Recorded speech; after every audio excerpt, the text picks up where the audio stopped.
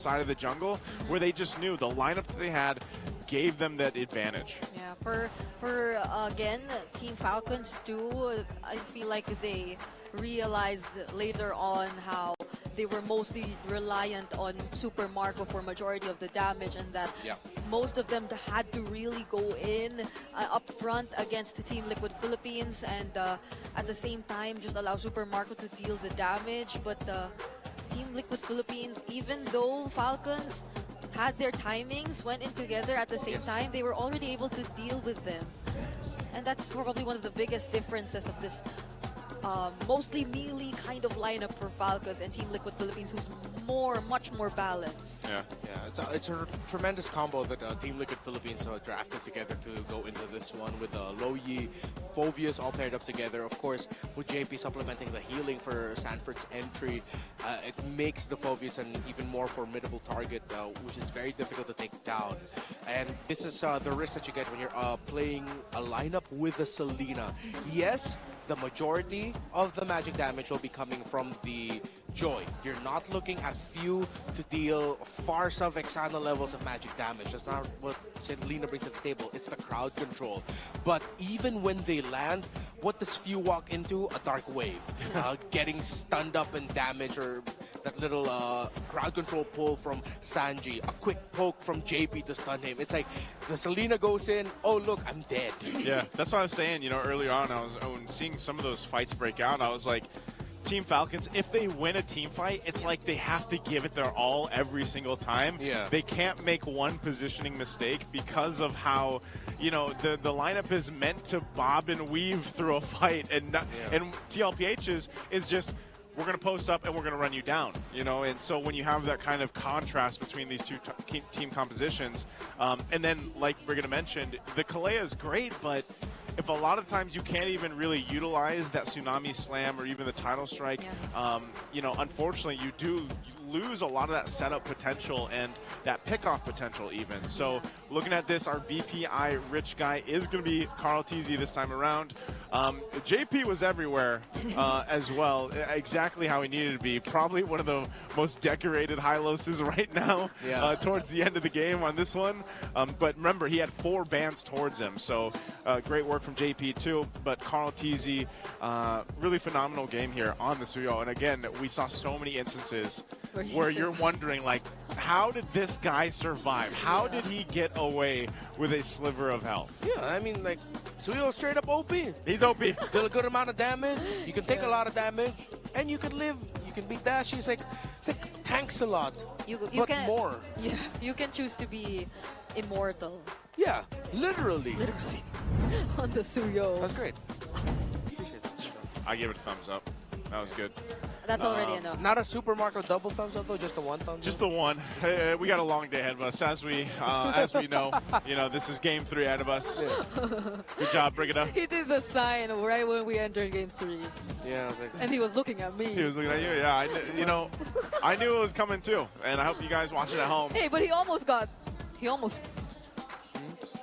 jinxed it because he almost jinxed it. Oh but, yeah, that one, but no. Speaking of, look, actual stats for the two. Now you guys know what we're talking about on the international stream. It's not, you might wonder, look at the stats. Huh?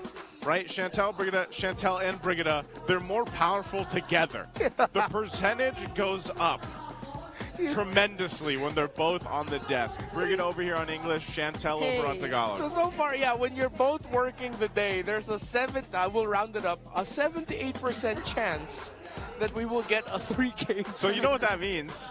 When it comes time for the playoffs, you never know. Some of the teams might be asking, like, hey, who's going to be on the desk? They might not want us on the desk anymore. I'll trade you 3 of my drinks to not have Brigida. By the way, he was one of the first few people who actually took note of the stats. Yeah, I know. Yeah. I know he was writing down the stats for this one. Yeah, I calculated your guys' total time after like week 3. Of this started when? Season what? When did this whole bless or curse of Mother of All series? I think hers started when the event lasted up until past midnight. Yeah, so that was a couple seasons ago. Yeah, that was like season 8 or season 9. Yeah. And even we had a couple of that in season 10. And Chantel was part of It it. just got intensified. Then when you came into the MDL Philippines Season 1, you almost always got the Game 3 series and the very long ones too. Yeah. And then now that you guys are working together, I think ever since. a couple seasons ago. So are you guys actually related? I don't know. Maybe. Long lost. Well, I guess we call Maybe you this mother and proves daughter. it. The cousins. at The most. cousins. Yeah, probably cousins at some point. Somewhere there. Somewhere there. Somewhere in the timeline, the family tree, they're both there. Yeah. But right now, what is true is, again, Game 3 is ahead of us between the Titans right now. I love that. Love Community Day. Tam. Community shout out. Love Tam? Yeah. OHEB doing OHEB things. OHEB things. What are OHEB things? What did OHEB just do that were OHEB things? He made sure that there would be a Game 3. Okay. That's money in the bank. He's going to get some money now. He's gonna get some money He's going to now. get some money That's now. why they have this official player entrance. The rich guy. It's the rich guy. What do you call this? It's He's a rich guy, but he hasn't gotten the BPI rich guy yet. In the Yeah, series. not yet, not yet. Maybe- that might maybe happen Game in Game 3. Maybe Game 3. That might be a poetic way to end this. But then, we do have to acknowledge, I'm not sure if everyone was able to see the post. It was Flap Teasy in an interview. He mentioned that he is, 200% or 100% confident that they can beat Team Liquid today. Flap Teasy said that. Yeah, Flap Teasy said that. So they're ready for it. I mean, in game number 1, it showed. Game number 2, they were sort of like low-key kind of outdrafted. Yeah. They went into this with a more difficult lineup to pull off, definitely. Yeah. But game 3, hopefully they veer away from the Selena a little bit. yeah. I was going to say, every single time that Selena has been picked up so far through the season, I know overall it doesn't have a good win rate, but you really play around the Selena. Like that ends up being the case. So I think we kind of see them take a step back a little bit, maybe kind of reset on the composition they bring for game 3. And we're going to find out exactly what side selection they're going to land on. So, okay, TLPH is going to the blue side, so we will have Team Falcons on the red. And I don't know, man. I'm still sitting here scratching. I know it's scratching my head because it's day 2. Kalea has popped up, Yeah. and I think Brigida has really mentioned it. It seems like the answer right now is just take the couple Purifies, and you don't really have to worry about too much. Do you think she's much more of a threat than that, Redmar, or are the Purifies seeming to just be enough? To be fair, I think we also need to give Kalea a little bit more time to get acclimated to the players. I mean, it's not like the OG version of Chip, where it was literally, that is one of the most busted heroes Yeah, that guy that was... ever came out, and that's why it had to get quickly nerfed and shut down in Season 13. So it's not like Chip. Kalea, even though she brings so much to the table, there is still a certain learning curve you have to get used to. And even though I could see why a Kalea-Selena combo would do so well because of the sheer amount of crowd control that they can dish out, I think the previous game is just one of those moments where we didn't get to see them. I still think Kalea is still one of the most OP heroes we have ever come up with in MLBB. But yeah, it's not unbeatable, and there will be an adjustment period. It honestly feels like every single time we say that. Like every single time, like when was the last time, even the community out there, you guys can think about this too. When was the last time a new hero came out and the general consensus was like, that's pretty OP? Like maybe there was... Lucas was not that guy. Jushin?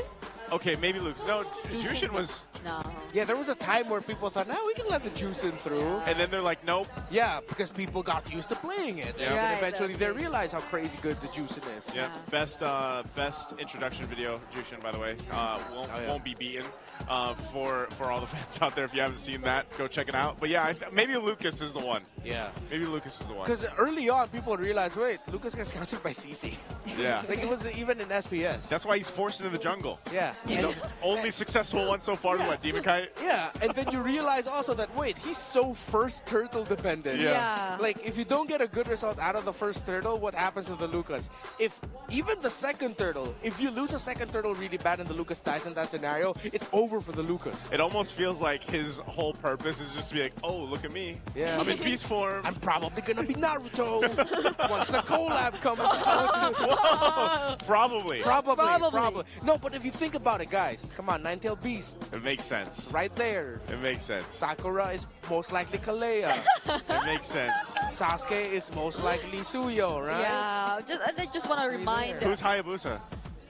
Yeah, Hayabusa should be someone. Should he? I'm not the biggest Naruto guy. Maybe. Tanjiro, he's No, sorry, that's Hey! that's different. And we just gotta remind everyone to save. Start saving diamonds. Yeah. Start saving your diamonds, but buy our battle emotes. Oh, yeah. They're only 109 diamonds, so Buy those first. buy the battle emotes first, because otherwise you're gonna be like, oh man, I have no more diamonds. I'm thinking Oh wait, that sounded like it came from personal experience. it did because I just got the. This is probably gonna come up later. Gothic the acid gothic alpha Acid skin, Gothic. and that cost me my diamond. So I had to come with a decision of, am I gonna go save for Naruto, or am I gonna go ahead and get Alpha Dog 360 acid gothic style? And that's what I did. So I got him.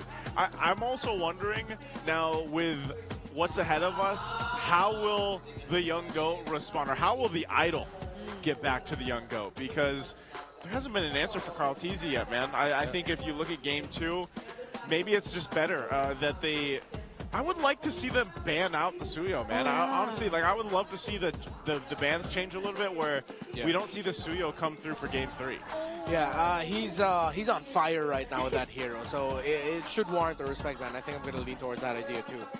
And the Louis too. I'm starting to think about it. Will like Sanji decide to pick it up for the 3rd consecutive time in a row, since they're already on blue side? Yeah, but again. The tough thing is, if you're Falcons, are you willing to give up the Juicin? Are you willing to give up the Fanny?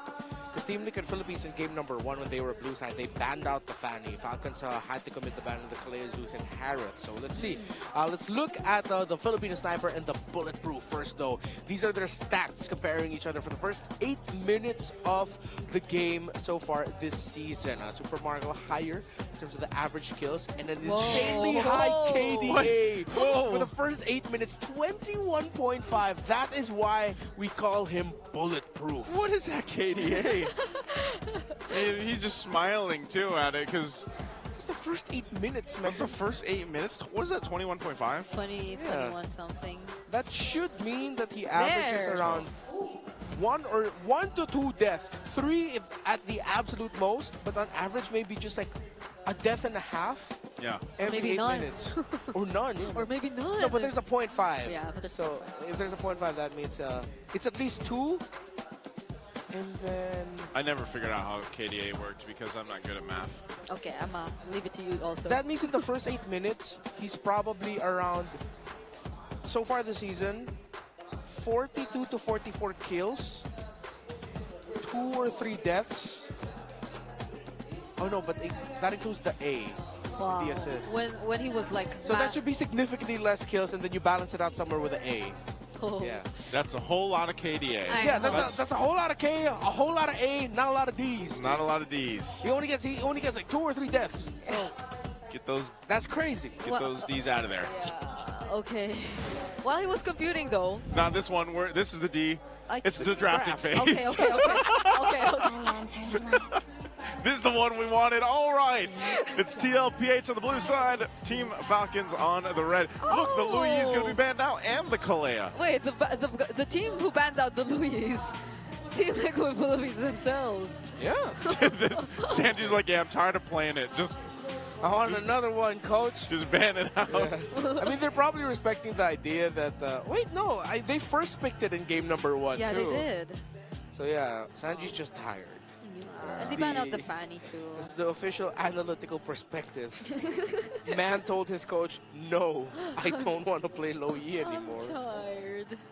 So now probably the usual gold lane picks will be open again, which I know a lot of us would have preferred not to be the case, but like, okay, at least one out of 2. Yeah.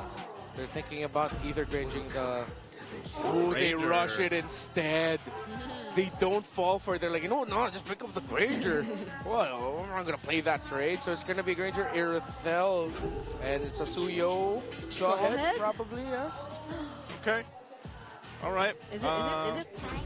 Oh, wait. Oh, and they the choose Joy. to go for the Joy? Instead, make it make sense. Why? What are they leaning towards to now? Oh, what could Few be? thinking of. Oh, they get the Phobius too. I'm just gonna say this. I'm digging the draft of Team Liquid so far. Same. Honestly, at this point, Falcons needs to consider rushing either the Hilda or the Glue at this point. Yeah. There you go. This is a very blitz draft, and the Hilda coming up for the last pick of the first phase. Both mid laners will be left for second phase. So, this is interesting. Whichever options they do decide to go for. If Falcons ban out the Valentina, they're Yeah. gonna clearly go for the Pharynx. Yeah, the Valentina is still there, so that could be a huge giveaway. Yeah, because they don't need to worry about the artillery backliners for Team Liquid. They already have the first 3 shuts off the artillery backliners. Team Liquid smartly taking away the carry. I wouldn't want to see Super Marco end up with a carry here, but that might be the option that he's going to be left with. Either that or dare I say maybe even oh wait, no, yeah, the Moscow would be okay. Yeah, I guess. I don't know. I think if he's able to grab the carry, like go for the carry. Deal with the Phobius a bit, but then, you know, he's going to have to work with that short range until he picks up the Malefic gun. Yeah. I mean, like earlier when we were to look back at the previous game, I think the follow-up really mattered. It felt like it took a bit more time for Super Marco to dish out the damage towards the targets that occasionally get tossed by Ogwen. So they take out the Farsa instead. Yeah, I think Falcons are going to the second phase thinking the carry might be their best option for the gold lane, as Nice who picked up here. Considering the Farsa gets banned out. Now Liquid, Manson Sicilian still, rising up to be one of the best mid laners. I think Faramis would be a great pickup. Yeah, it would mean very close range, though they won't have the reach. Again. Or the Valentina's possibility is still open too, so they leave it for last. There you go. Team Liquid Philippines. Now they're left with... There's a Vixana. It's probably a Vixana. Yeah, it might be tough to pick up the Valentina here. Oh, Eve. Sanji's picks. unless he goes Valentina. Yeah, unless he goes Valentina. But then, like, what is he gonna mostly take? It's like the Joy and the Jawhead for now. Yeah, if ever he picks up the Valentina, then that's all the options left for few have great ultimates. A Valentina could steal anyway. So I think it's gonna be them choosing. Yeah, they play into it, and they will get another revitalize in the center of the map with a Gotcha for JP. Okay, so the only magic damage so far is the Joy 2 for Falcons. They need more reach with that. I wonder, for few, I'm really still leaning towards the Faramis, but with the presence of the Valentina, they might even consider something like an Aurora as an off-filter pick, or a Vexana as their next best ones. Yeah, that might be the two that they're really leaning towards right now. It's been so long since we saw a different mid laner come up. Yeah, it's time we shake up the mid lane. I'm always What going to be a about proponent we? of that. That is going to be a Selena again. Still a Selena. Are we? Okay. They still want to play around Well, this, I guess. if they can, okay, the last time we saw a really good Selena performance was from Super Fins. Yep. His partner in the center of the map then was a Jawhead. And he started off that game with a double kill. Oh yeah. On the road to becoming MVP. They need to start like that. If they can play around a huge, quick snowball with the first 3 minion wave trade, first 4 minion wave trading going in favor of Few and Ogwen, then they'll hit their condition to potentially ride it out all the way until an end win. But it's a very specific condition that asks so much, while Team Liquid Philippines, again, have the easier lineup to pull off. Just run them down. Yeah, run them down. I guess the only difference too, though, for Falcons is at least they have the Moskov now, so they have a marksman who could be independently working his way around the map, and later on, someone really reliable too when it comes to the team fights. But that'll take a lot, especially if they do not secure the early game that's necessary for them to actually get the advantage. So this could be tricky, but let's see how this goes for both of these teams. Down to one game for the Clash of the Titans here. Team Falcons and Team Liquid Philippines coming down to this already. Once again, to throw it out there for our viewers, Team Liquid Philippines needs to win this as one of their conditions to get to the playoff spots already in week 5. They have to win this match and they have to win tomorrow's match. So this is what they want for TLPH. That's a lot of damage that could potentially come in, but so far, Team Liquid Philippines, they're really making work with the mid duos they have to so far. I mean, this isn't a typical duo you could just keep engaging in, because there's a taunt that could possibly come from JP. There's a Terrify from Sanji, so they have to be extra careful if they really want to play it aggressive. Okay. Emblem's looking pretty normal here too. Yeah. This time. See Falcons, well, very fast with how they're rotating. They're really trying to find a kill angle for the Selena join Jawhead. On the bottom half of the map, Team Liquid Philippines will look to control Flap TZ with the first major rotation. Downside by Carl, but he just shows up to help clear the wave and backs off. The team's taking it easy right now. Turtles can spawn in the next 15 seconds, with Falcons holding a better spot on the map right now. Very aggressive is their positioning. Most of this too for Sanji. I mean, most of the time, what do we expect them to take the Jawhead ultimate? Maybe Kyle TZ's for the most part here, right? Abyssal traps though everywhere. JP, half HP, forced to use the Revitalize, and they're bursting down the objective. But JP gets the last hit on the turtle. Now Few needs to flicker just to survive, but there's an Infernal Pursuit. There's still a Dark Wave. There's no need for Zanford to use it because he gets the kill, and they will proceed with contesting the purple buff. But Kalki secures it either way, but probably, or fortunately not at the expense of Ogwen's life. Great sequence there by Team Liquid Philippines. They got the gotcha pick coming in big time here for them.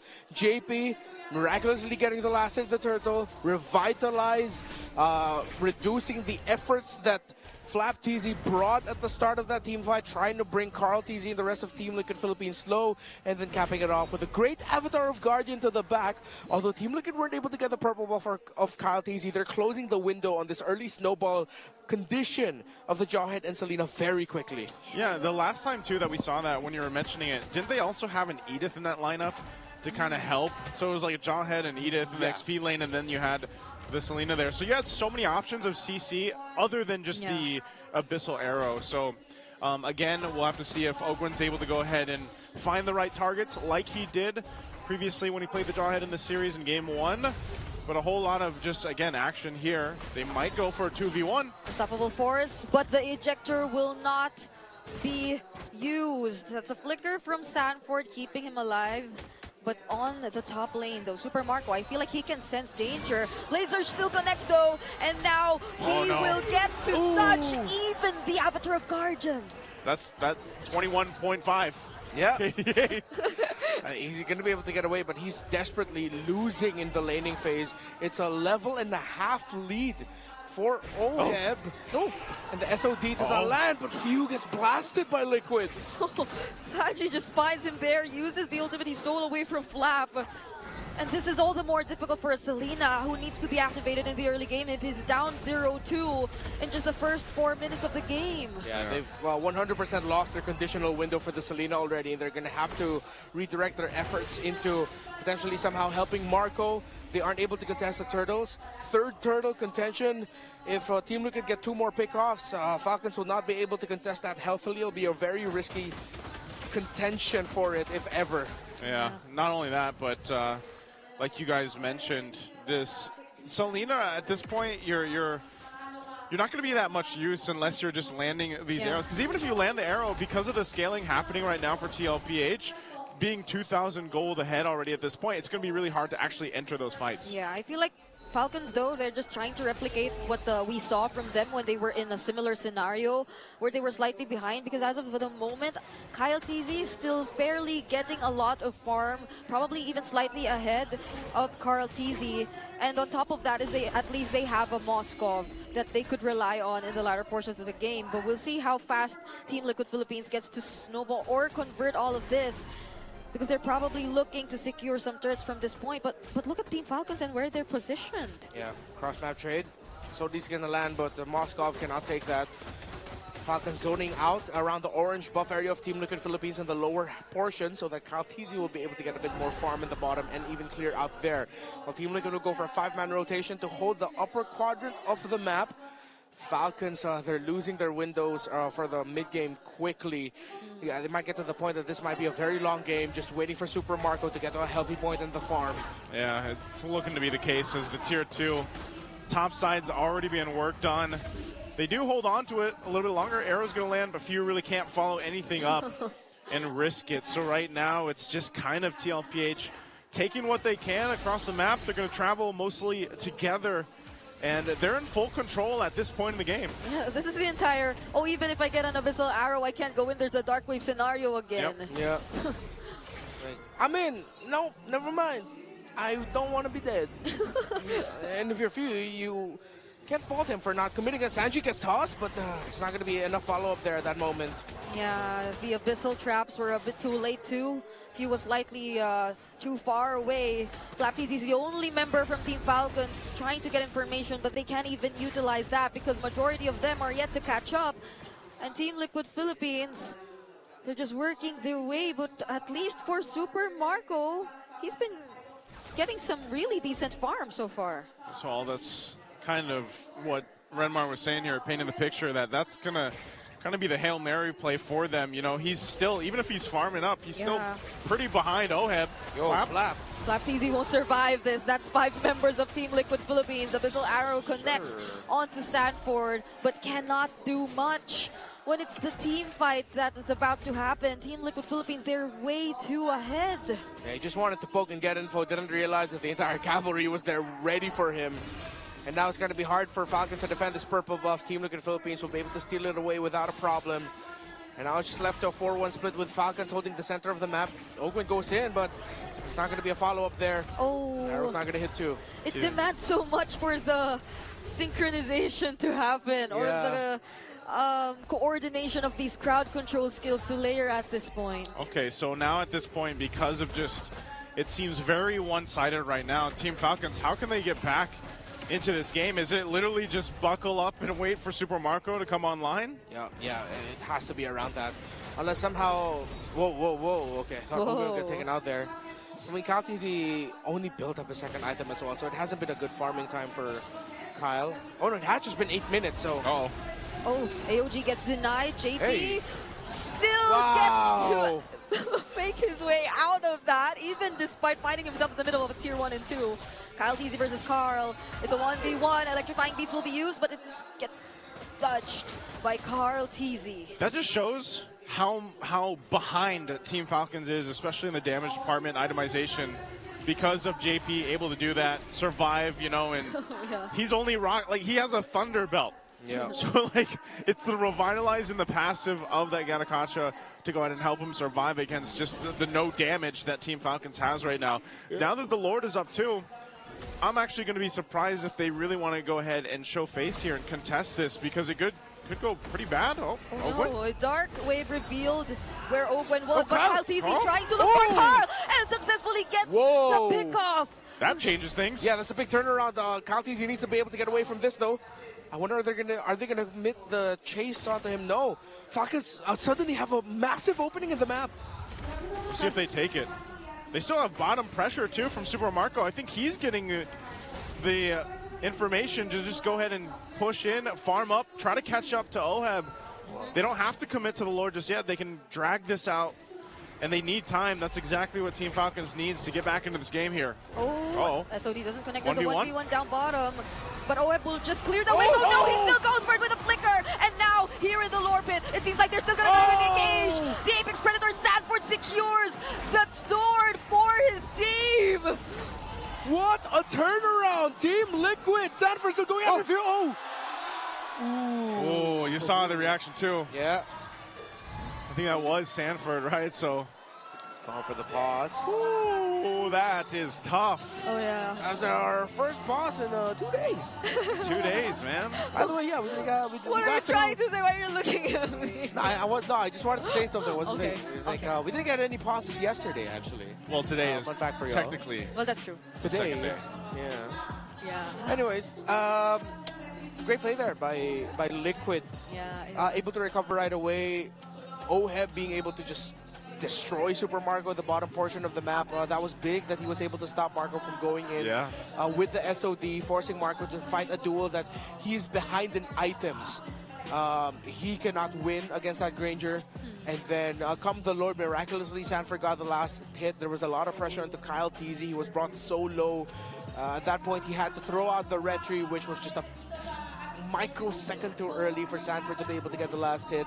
And now the members of Falcons are getting chased by Liquid, who should be able to win a massive prize with the next siege coming up. A lot of towers are probably going to get taken down inside of Falcons. Yeah, especially considering how far ahead they are. I'm just surprised too that, like you mentioned, right before that Lord, it was a jungle versus jungle catch out, and then it was, you know, Carl that ended up going down despite Kyle TZ being kind of behind. But that's just also the power of the Joy.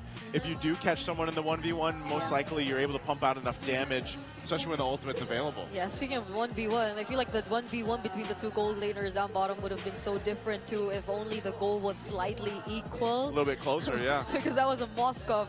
At the end of the day, we even saw how it was possible for him to even put an end to the game earlier, but indeed Super Marco was kind of behind, too much behind for 1v1 that would favor him in that particular scenario. But beyond that, really the decision to engage in that fight, I feel like they just wanted to go all in, or they wanted to risk it either way.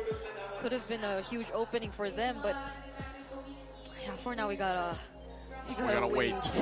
We gotta wait a little bit here. We'll see if things are gonna be fixed up here in just a couple of seconds, or if they're gonna need a little bit more time, because that seemed to happen right in the middle of that team fight.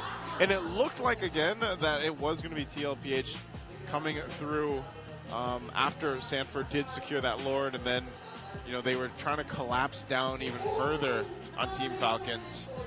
And so at that point, we have to start to think, you know, how's it going to look for Team Falcons on the defense side of things, knowing that they have this kind of lineup that, you know, is relying on, for example, the Selena and the pickoff potential with having a Jawhead for them. Yeah, it's going to be hard, honestly. Not unless looks like they got it. Oh, okay. Okay, we're going to see where we catch back up in here. So it looks like the action was over after that Lord was secured.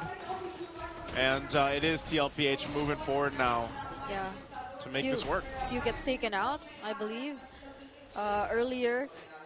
Yeah, it was getting chased down by Sanford the last time we saw them in action. Yeah. Okay, so now that we're catching back up, they will have that Lord eventually making its way down that bottom side. Team Falcons looking at the items. They still have a lot of room to catch up. There's a massive gap in the gold. That's nearly 3,000 gold difference between Super Marco and Oheb here. As some of those items are now picked up, he just gets the BOD now for Oheb. Doesn't have his flicker available, so they might just try to go ahead and get the shields down to the base for now. Ooh. Sanji holding on to Fuse form and ultimate.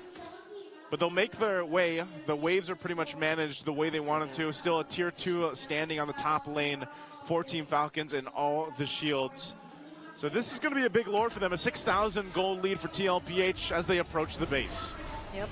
11 minutes in to this game, and now gradually Team Liquid Philippines are gaining access to their inhibitor turrets. Oh, the Terrify onto Flat TZ won't allow him to escape. Now that's one member down for Team Falcons, and the Holy Shield in the middle lane, which is already taken out. Wait, Sanji goes in! No way! To engage against Super Marco and successfully secures the kill. That 2 members down now. Sanji, what a play! Oh, man, are they going to end the game off of that play? They use the conceal, but could they buy enough time? The Abyssal Arrow does not connect, and there goes the AOG from JP. Now they gain access to the base, but the minions from Team Falcons just spawned as well. They could potentially buy enough time to defend this for a little longer. Okay, they take the discipline route. They got all the base turrets. It looked like they might have been able to end it, but Sanji is now back up, but Team Falcons will stay in the game. Oh, Sanji with a Moskov cosplay taking down the Moskov. And like moments before, I even thought he had the Selena ultimate too. Or was it the Selena ultimate? How did he get it? How did he get in the base that deep? How we gotta, I think It wasn't a flicker. That was wild. He was it. I think it was probably the 2 consecutive dashes, but wait, hold on. They're blocking the ways for Team Falcons now. Ogwen's down to half of his health. This isn't looking too good.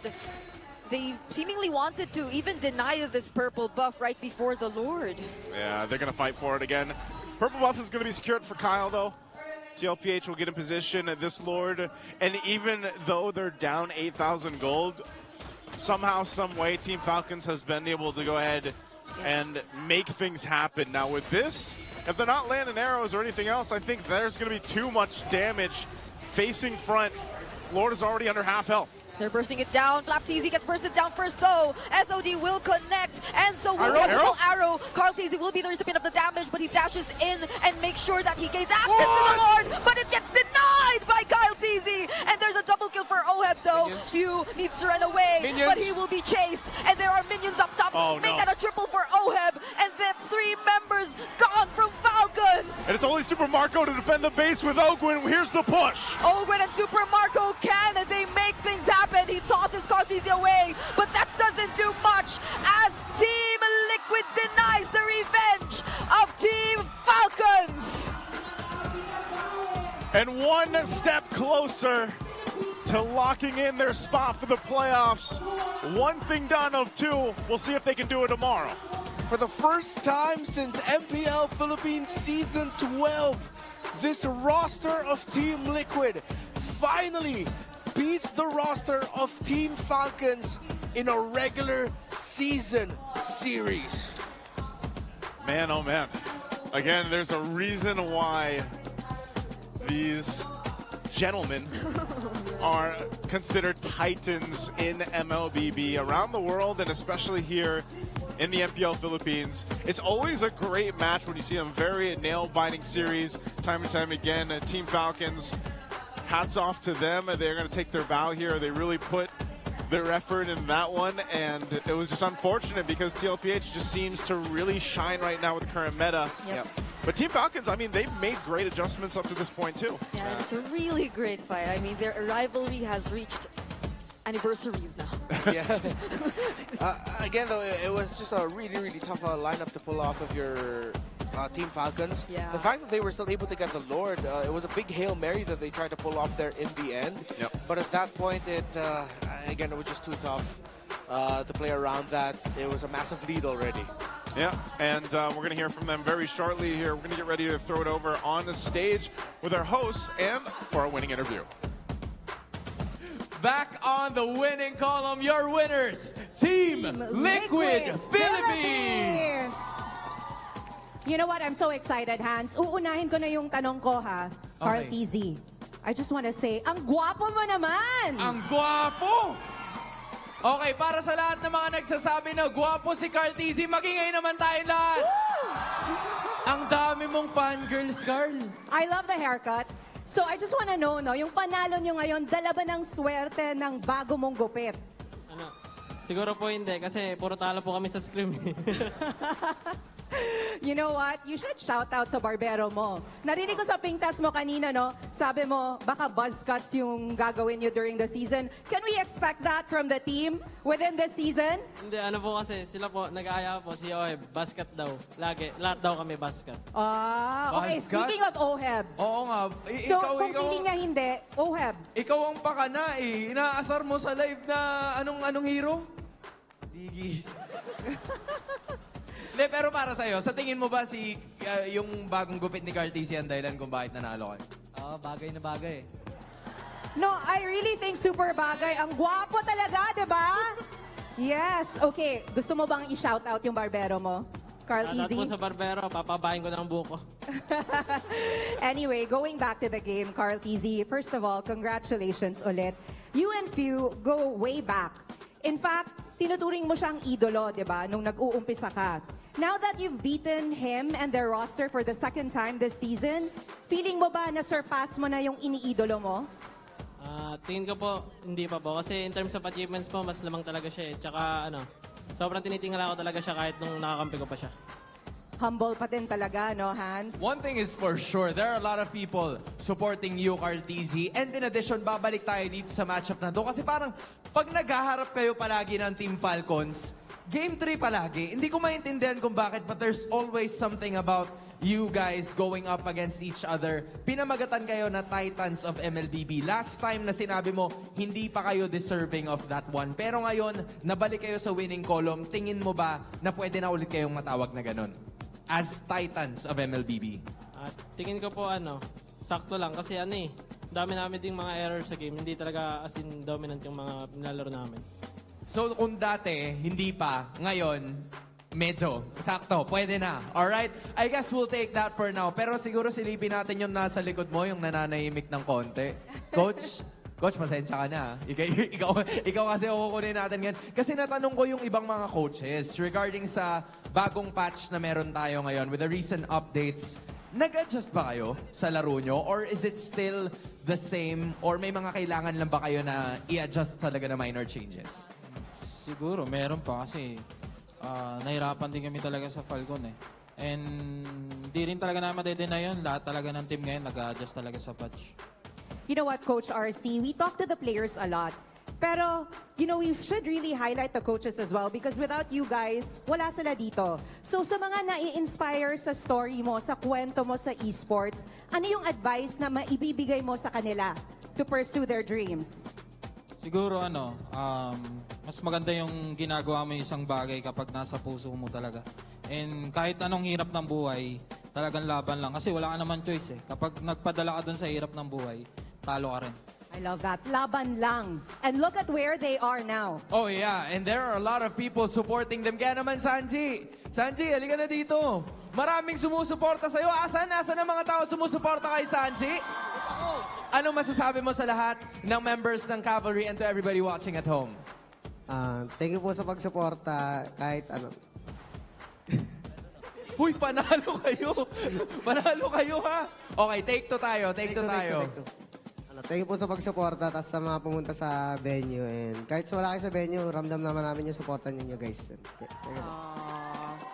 Thank you so much to everybody else. Once again, your winners, it's Team Liquid Philippines. Gentlemen, you may now take your walk of victory. Getting right back into that winning column after that 3-game series. And with that, you may now take your bow.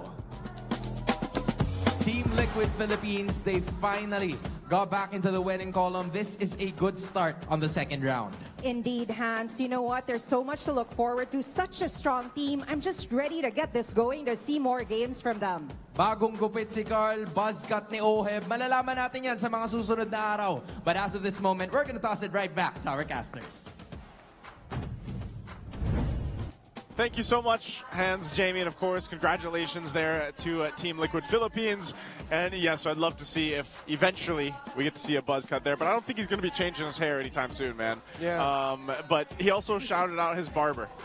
So by saying that he's gonna keep his hair long. He's gonna keep his hair long. So, but again, it's great to see some of the adjustments that Team Liquid Philippines has made. That they're still strong as ever as they move through the second half of the regular season. MVP for Game 3 is gonna be Oheb.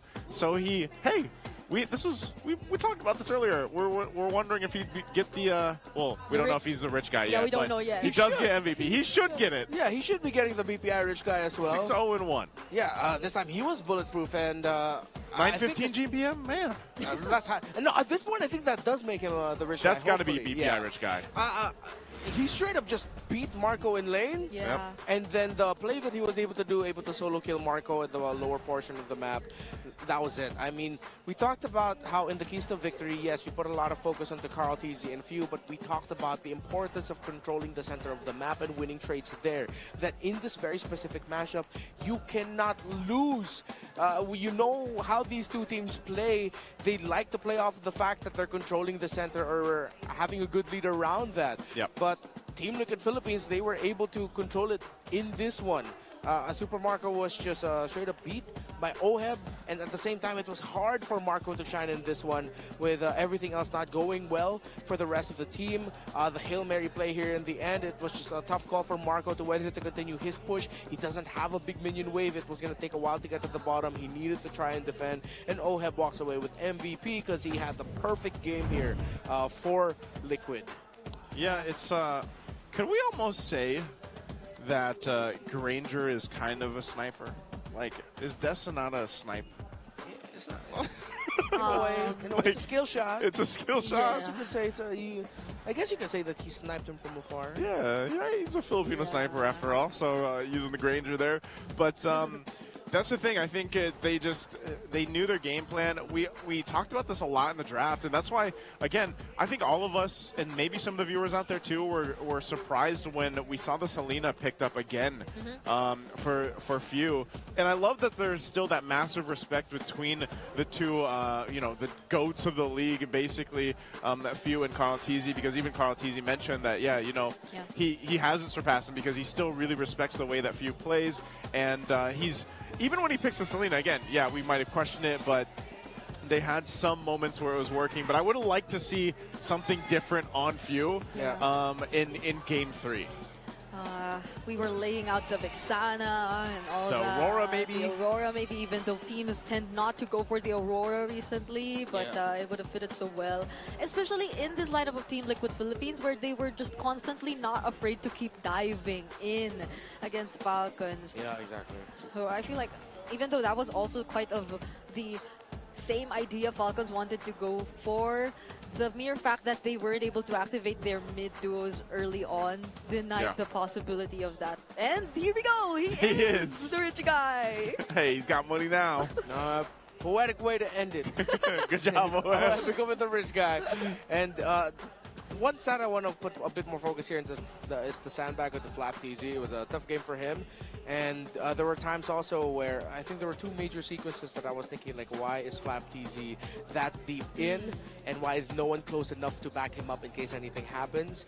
Those are the type of things that I think really need to get ironed out here by Falcons. Positioning of Flap vis-a-vis where everyone else is in the map so that he has backup in case he needs to get away. Because, of course, he's in the position where he's going to be the main roamer frontliner, considering that the Jaw has more pick-off type. So, Yeah, it'll be something that they can definitely learn from. Again, all these teams that are on these upper half of the standings, you never really know with them, and because they're just, I mean, the teams in general, all the teams in general are very relatively close, but these power teams, these Titan teams right now, it just seems to be able to go ahead and bring certain compositions and make them work. And I like that in some way too. Again, we're seeing some of these newer compositions because of the way the bans are going now that we have thrown Kalea into it, and we've even seen, for example, where the Granger and Harith were banned through this series. We also saw where some of the jungle was mixed up a little bit, and we even saw that yesterday where the Hanzo was picked up. So I still feel like we're in a relatively healthy area of this meta, and I think things are still going to be falling into place and shifting here throughout the weeks ahead of us. But before that, and before we close out the series, we got to hear how the players sounded from TLPH with the win.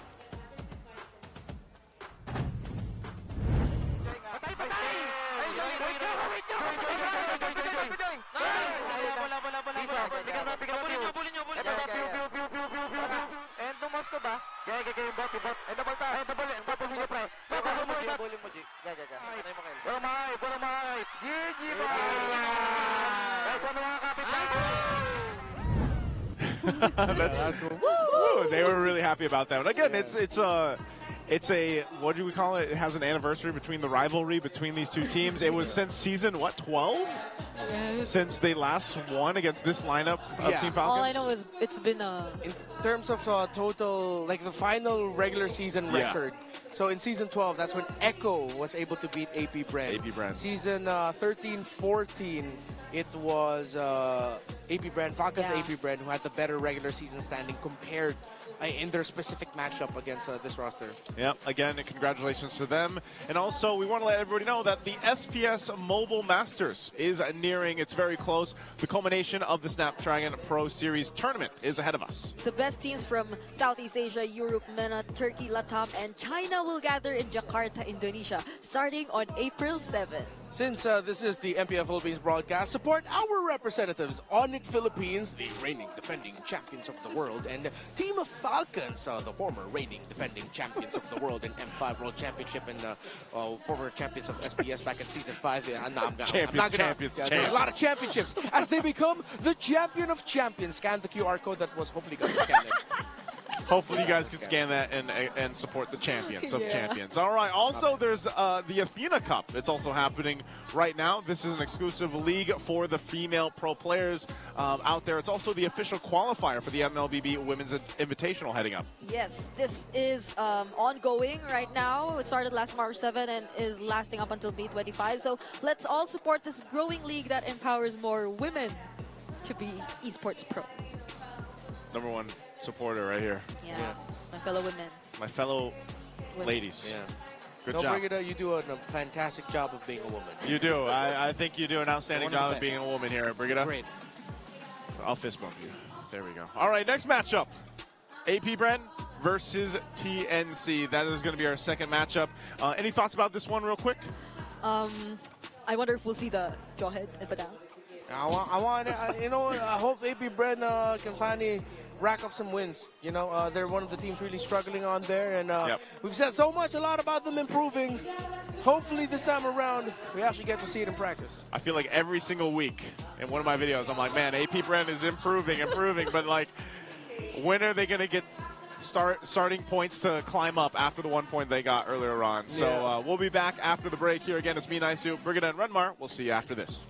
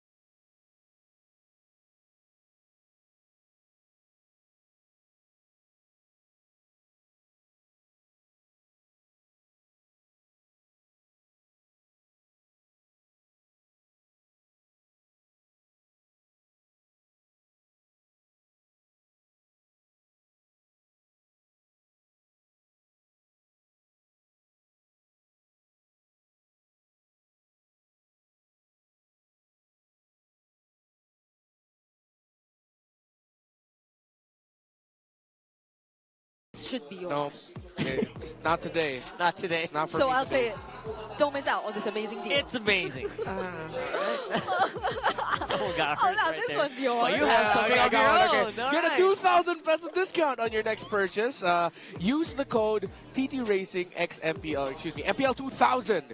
So the code for TT Racing and MPL Philippines exclusive partnership is MPL 2000 over at ttracing.ph. There you go. Plus, you're also going to be able to get some exclusive gaming share giveaways here during MPL Philippines. You got to catch a share. I'm kidding. That's illegal.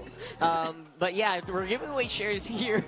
And of course, check it out. Stay tuned for more info. Just remember, for those who dream, work, and play, TT Racing has your back. Oh, we have a new distribution, line distribution. Very Oh, that interesting. sounds like a song.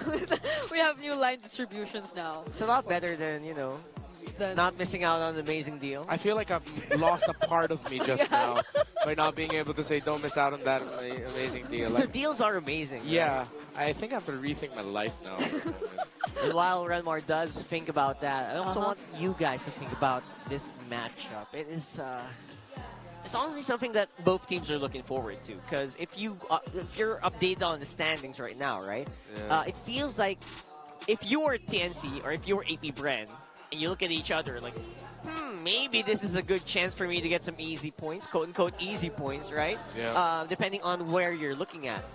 If you're looking at TNC, you're looking at, AP Bren. How are you guys so far with that one win? Yeah. And if you're AP Bren, you feel like you're still improving. And let's look at the standings. This is what we're talking about, right? How they're going to look at each other. If you're AP Bren, you're looking at TNC. Haven't had a win in a while. How are you guys, right? But I feel like the community also has a lot to say, or it has a lot to do with how these players are currently feeling, because we cannot deny the fact that aside from us, also the community does acknowledge enough the growth and the improvements of these players. Specifically, 100%.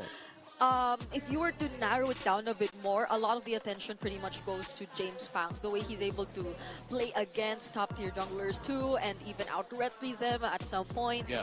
But it's a different scenario for them all in all heading into this match, because if they did prepare to go up against one of the most prominent, I'd say one of the most well-performing junglers recently too, which is Zaida, they had to change plans right now because it's not going to be the case. Yeah, this is very important for AP Brand. They have a 2-point gap against TNC Pro Team, who are currently 5th in the standings. Of course, AP Brand at 6th.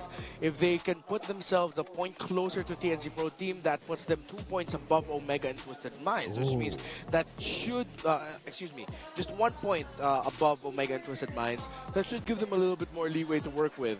And that threatens TNC Pro Team's parts in the standings, because then now you're thinking like, how many teams do we have to go up against? It's just 1 or 2 to sort of handle the fact that our playoff spot isn't secured. So compared to the last time we saw AP Brand and TNC Pro Team when they faced off against each other, it was a sweep win for TNC. However, there were some shades of what AP Brand was doing there where it felt like they could have forced a game number 3 but just slipped up in one sequence. If we'll get that again, I feel like we won't. I feel like, again, AP Brand has gotten so much better in the past few weeks that I wouldn't be so surprised if they somehow walk away with even a sweep victory here. Yeah, and another thing is that AP Bren also kind of probably got a clear image of their own identity along their the play way, style, their right? style, their comfort picks. But I feel like it can go both ways, because you could say the same for those teams who went up against them already. They already have an idea of what really works for AP Bren, much to the point that they decide to just respect it all in all and just ban it away from them. So that could also be a challenge for them. Like, what else can they show in the second half of the season? Because as much as you'd like to think that they've come a long way after discovering a lot about themselves, teams have adjusted pretty well too. Yeah, and to me, at least, it feels like they're completely different teams from where we left off in week number 1. That was a while ago, right? So, in the span of that, we got a change in TNC. Benny Cutie slotted in. Some people would like it, some people don't. That's still up in the air for questioning. And in AP Brent's camp, does feel like they're just starting to get into their groove. Not changing anybody yet, but the playstyle definitely feels like it has more to offer. Yeah, and of course you can see the difference right now between week 1 and the rest of the first half of the regular season. The stats of James Banks, a little bit more turtle, Lord control, higher damage per minute, gold per minute, and KDA. So it even shows really in the stats that James Banks has been improving ever since a debut week in week 1. Yep. And AP Bren, in case you all have forgotten, the points that they were able to take are off of a sweep win against Omega.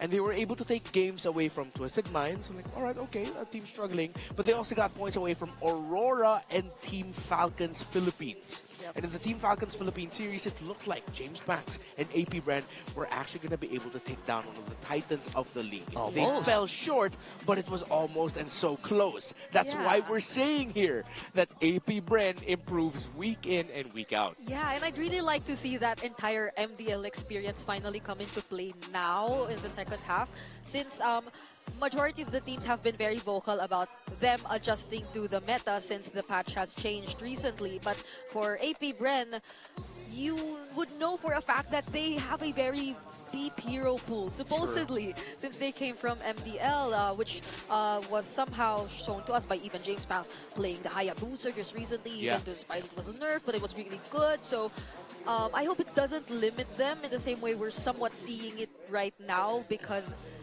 it feels like they're limiting themselves if they don't show us something else. That's true. Not to mention the inclusion of Kalea. Yeah. Right? This week. So, on the other hand, though, let's see what's up in All Access right now.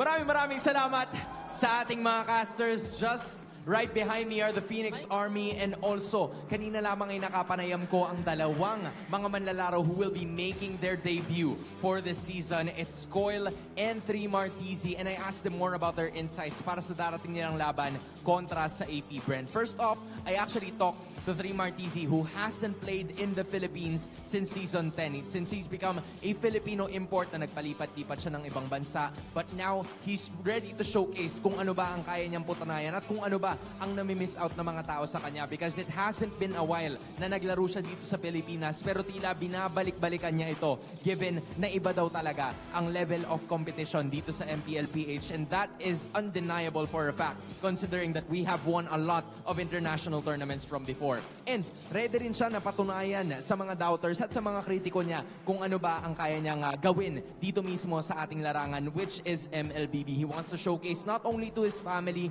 not only to his friends, but also his supporters na meron pa siyang ibubuga, and he is not yet over with the #1 priority in mind being the MPL trophy to get that championship para sa Phoenix Army. Meanwhile, si Coil naman, gigil din siya para ipakita sa fans kung ano rin ba ang pinagkaabalahan niya during Season 14. He talked to me and he told me na during that time, he really focused on playing ranked games kasi doon din naman siya nakilala ng ibang mga teams na kilala na rin siya ngayon. Kung kaya, nung pagbalik niya sa TNC, ay mataas din naman yung kumpiyansa niya. I talked to him even about that as well, considering na ito yung pagkakataon niya kung ano ba or gaano ba kataas ang confidence level nitong si Coil back in Season 13 tapos ngayon ng Season 15. Sabi niya ng Season 13 it's just a 5 out of 10 given na bitin pa kasi yung playing time niya ron and he really wants to showcase. Pero ngayon, considering that he's gonna be making his debut match against AP Bren, it's a 9 out of 10. Pero humirit pa nga si 3 Martizi. Sabi niya, i-10 mo na kasi mataas din naman ang kumpiyansa natin heading forward against the Beast. And that is exactly a wingman that we need. I am behalf of everybody else in the Phoenix Army ay naghihintay din kung ano ba ang kayang ipakita ni both Coil and 3 Martizi heading into this matchup. Kaya naman, casters, balik sa inyo. There you go. I guess we completely missed out. 3 Martizi is slotting in, or possibly slotting in, since it was highlighted by our All Access with Hans. Yeah, it was mostly revolving around Coil being being the jungler for today, because we've been very focused on the jungle gold duos. But the XP laner is going to change too for TNC heading into this match, so that's really a new version of TNC. But if you guys were paying attention, what MPLPH team did Coil used to be a part of before joining TNC? Was it Blacklist? Was it RSG? None of esports or none of the above? Comment the letter of your answer down below. And I think Burrito can give you a prize, maybe. Do you hear that noise? What That what? is a bunch of people who didn't listen and is scrubbing back to the all access segment. I can feel it in the winds. I can hear it. Yes, it's a bunch of people's fingers tapping on their devices right now, scrolling back to the all access. Just a few seconds, or less than a few minutes, right? Yeah, and to be fair, they probably need a translation for it. So It was a graphic. Madam, it was a graphic. Well, that's true. Well, All right. I guess one thing we can translate for them though is, according to Hans, Yeah. when he talked to both Trimar and Coil, they said if you don't, Coil was supposed to be giving out a grade that wasn't as confident heading Yeah. into the series, but like Trimar was just there to remind him that no, give a higher score since we feel confident going up against AP Brett, according to them. So let's see. 10, yo. What? You gotta go 10, right? Gotta double 10. Yeah, Free Martese, we haven't seen him in a while, and he's always been on the back end though, from a lot of teams, right? Yeah, the international experience already. Of course, part of the Season 9 Echo Super team ever since he's been going around. A lot of experience for the young man, actually. Flying So around. I'm not doubting his readiness here. I'm pretty sure 3Mar's ready to come back to MPL Philippines and give us a good showing. I, for one, cannot wait to see him back in action. Maybe it's the much needed boost that TNC needs to get back in this one. Yeah, and he did mention that he really does want to prove himself once more, heading back into the region where it feels most competitive for him, and he is looking to really claim the championship trophy alongside TNC for the season, which that would be a huge development from all their previous seasons if they do get to go that far. But for now, they need to probably solve a little things amongst themselves. So we're seeing some tweaks into their lineups here and there. Yeah, very small tweaks, and once more, it could be what TNC needs. Let's see if AP Brent can also face that. Let's see the teams walking into this arena. To oversee and uphold the tournament's integrity, guiding us through this match, our marshals, Joshua, Chico, Patrick, and Sent. A hungry and buzzing hive against a phoenix flexing its new wings. It's AP Brand versus TNC. The EXP laners, dead and welcome back, 3Martese.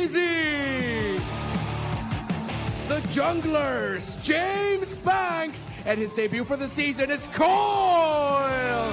Let's go! The mid laners, Jove Skirt and Lancey. The roamers, Kekadon and Yowie. And the gold laners, Shizo and Benny Cutie. And of course, welcome their coaches to the stage. Coach Imba DJ and Coach Jeff. Battle of the New Bloods underway. It is a battle of the New Bloods underway from TNC Pro Team. It's Coil. From AP Bren, it's James Banks. Boys, step forward.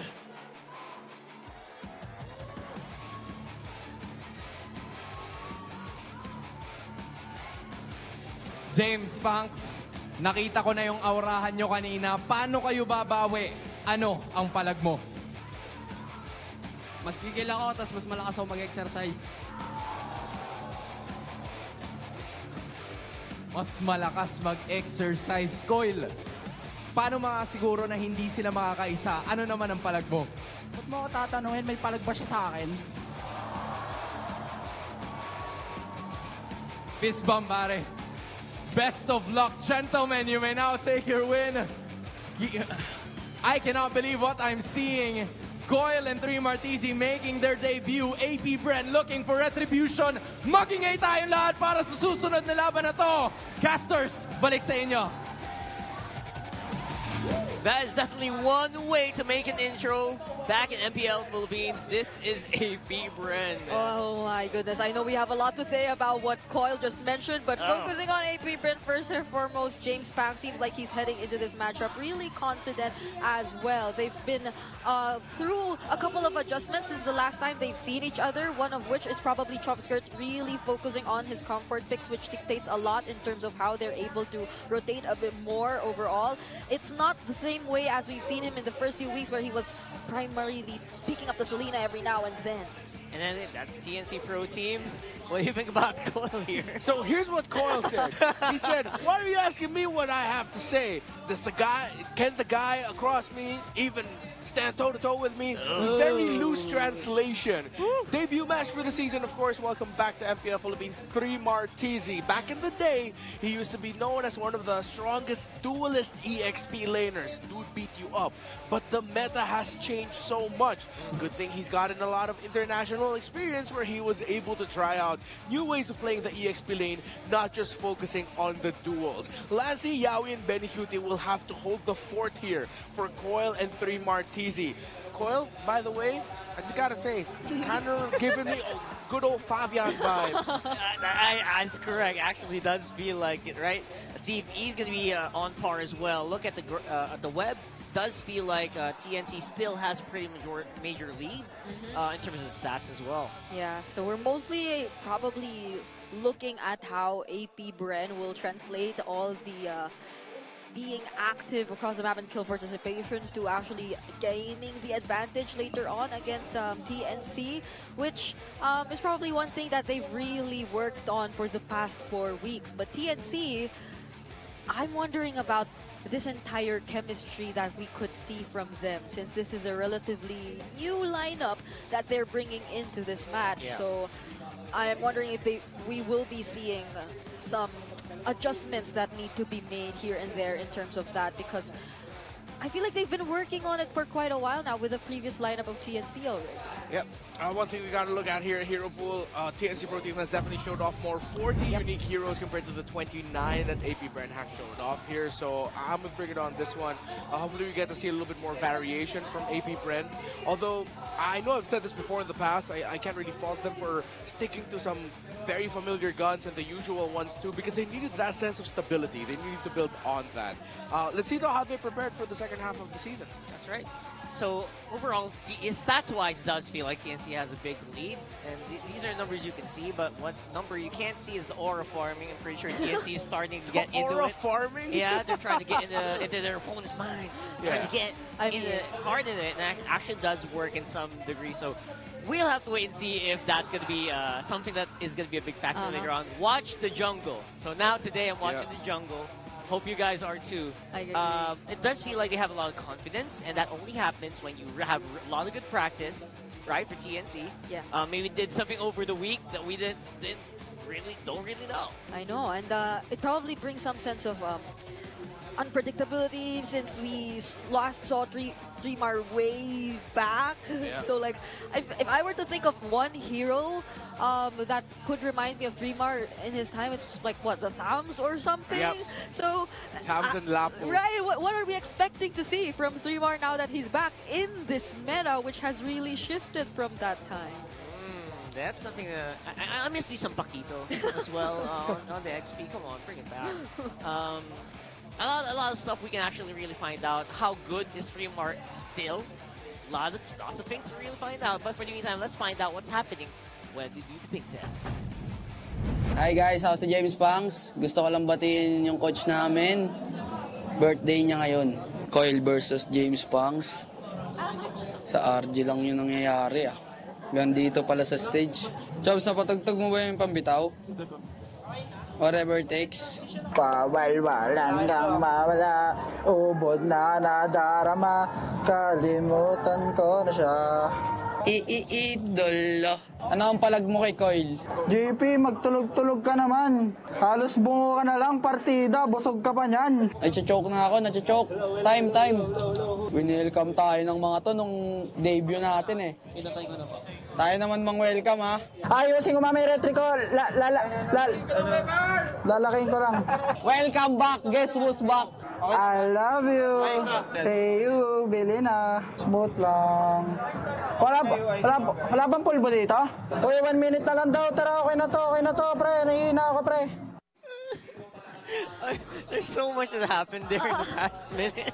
So does that solidify the entire, oh, he reminds me of Fabian kind of idea? Yeah. Like, he reminds me so much of Fabian, dude. Like his playfulness, his cheerfulness. Let's check it out. The keys to victory. Surprise them with your moves, James Fans. What else do you have in there? You'll probably end up with what, a Suyo or a Joy. Your Hayabusa was really good when you played that against Team Falcons Philippines. So see if there's an option to get that and not shove yourself into the hole of the whole Joy Suyo trade. Bring out the potential for the million moves TNC Pro team. You have the new jungler in Coil with you. There's a reason why he went from nowhere discovering MLBB to suddenly in Manana Evos in 2024. Show us why. Show us why Coil was highly touted by the organization. And reset and bounce back. You're both coming off of some losses. Although for AP Brand, I feel like they are coming into this with a little bit more momentum, considering that they were able to take some wins, high-profile ones against some of the top teams in the league. TNC Pro Team, yes, we're able to do that, but again, this is a lineup where you have two players making their debut this season. Your other dude hasn't been playing in the Philippines for quite some time, so it is a big reset and bounce back. Yeah, 100%. What if the entire Coil presence is already one that could highly influence the reset and bounce back? I don't know why, but I feel like the entire TNC Pro team just feels so light when he's in there, when he's in the lineup. I mean, have you seen Yaoi laughing earlier when he was just doing a pose right in front of James Panks?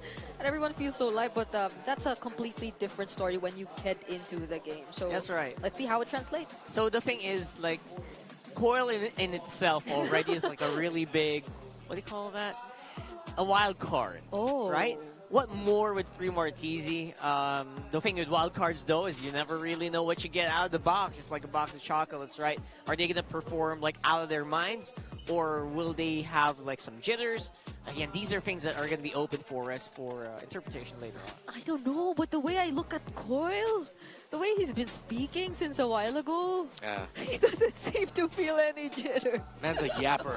That's what. No, but I mean, in a good way. Yeah, in a good way, because earlier in the access segment that Hans brought out, we did bring up that Coil mentioned he wasn't that fully confident, but then suddenly here he comes with the entrance, flexing on James Panks. He had a pretty, a good comeback towards James, just showing him that I am not as maybe scared about this anymore, that I'm willing to, talk a bit of trash, have a little bit more fun, and that's good. You need that, because our worries when we saw the lineups at the stop of the day, before we even got into the broadcast, was that is TNC Pro team going to be ready for this? Is Coil going to be ready for this? Considering how James Panks has been, how AP Brand has been just consistently rising up, that I hope we don't see Coil freeze in game, because so far out of the game he's very loosey-goosey with it. Very loosey-goosey. Maybe the coaching staff does feel like they are doing something pretty good. Making sure that Coil comes in this one with the proper mindset. And of course, has to start with the draft, so let's get into it right now. Still looking for maybe Kale's 50% win rate right now, right? 1 loss, 1 win. So hoping to see more of that later on, but it will be banned out for the meantime here for TNC. Yeah, most probably we gotta see the Fanny slot in one of those bans too, since James Panks, and it's James Panks and Coil. But it would be interesting though if we get to see it, since right now we're mostly banning out. Oh, this is interesting. We are yet to see mid lane heroes get taken out. By the way, TNC Pro team are approaching this the right way. They're taking out some of the best picks of Kekadon. I was honestly thinking that they would lean into the Jawhead here, considering that if you're going up against a jungler who's making his debut, Jawhead is one of the best roamers you can pick, so that you can pressure that part of the map. Good thing that TNC Pro team took it out. And continuing some of the trends we saw yesterday, AP Brand are respecting the Hanzo from TNC. However, remember, we saw it in the hands of Zyda. We don't know what Coil brings to the table. can be really crazy, especially, you know, Zaida does slot in. They play together for sure. I don't know how long they've been playing together, honestly. Yeah. But we'll have to wait and see if some of that really does, you know, Yeah. spirit, some of that spirit goes into their other players. Get passed over. Okay. Feels like a free roam ban here. And TNC. mad respect too from them, Yeah. taking out two of key heroes. And there, yeah. So the Jushins, the Luyis, they're all open now. So many options. Even the Fanny. And the chip. Oh yeah, the Fanny. Oh my Yeah. goodness. I would suggest AP Brent don't pick up the Fanny. The immortal one Okay. chose me to Yeah. vanquish Happy the to not short do This way, that. go ahead, play safe. And once you see what the assassin pickup will be for TNC, then maybe you can see the juice in. However, the juice in might actually get slotted in later in the draft. So TNC go ahead, pick up the Granger. Harris will be available. And with the Joe picked up, that's a soft turn off onto the Fanny pickup. I mean, the Fanny cannot get picked up anymore. That's a soft sign that they might actually be considering picking up the Fanny later on in their draft. Yeah, that's just removing one of the possible counters to a rampaging Fanny. That's just so good to see here. TNC feels like they're doing a pretty fresh draft here. Yeah. Maybe to accommodate Coil here, who might actually play a Fanny on his first game. That would be interesting, wouldn't it? Yeah. And how does Skirt respond to this? Does he reveal his hero even without knowing the jungler yet? Because like the Fanny can be picked up later on. Got to make a really important decision. Maybe they can go for roam here, or doesn't feel like it. That's Luyi. There it is. There it is, yeah. There we go. Just as expected, making his debut in the MPL, and Wow. it's with a Fanny. You don't have any jitters if you decide to go with That it. is You can't have confidence. any jitters. Here's the thing: if you do this on your first game, if you mess up, it's gonna be bad. There's gonna be backlash, and but if you do good, Oh yeah. man, you're gonna be touted as a god, right? Yeah. So he's going for the high risk, high reward thing here. All right. So the Jushin's still there too. Oh man, I'm surprised Zushin's left up alone here off the draft this far into it.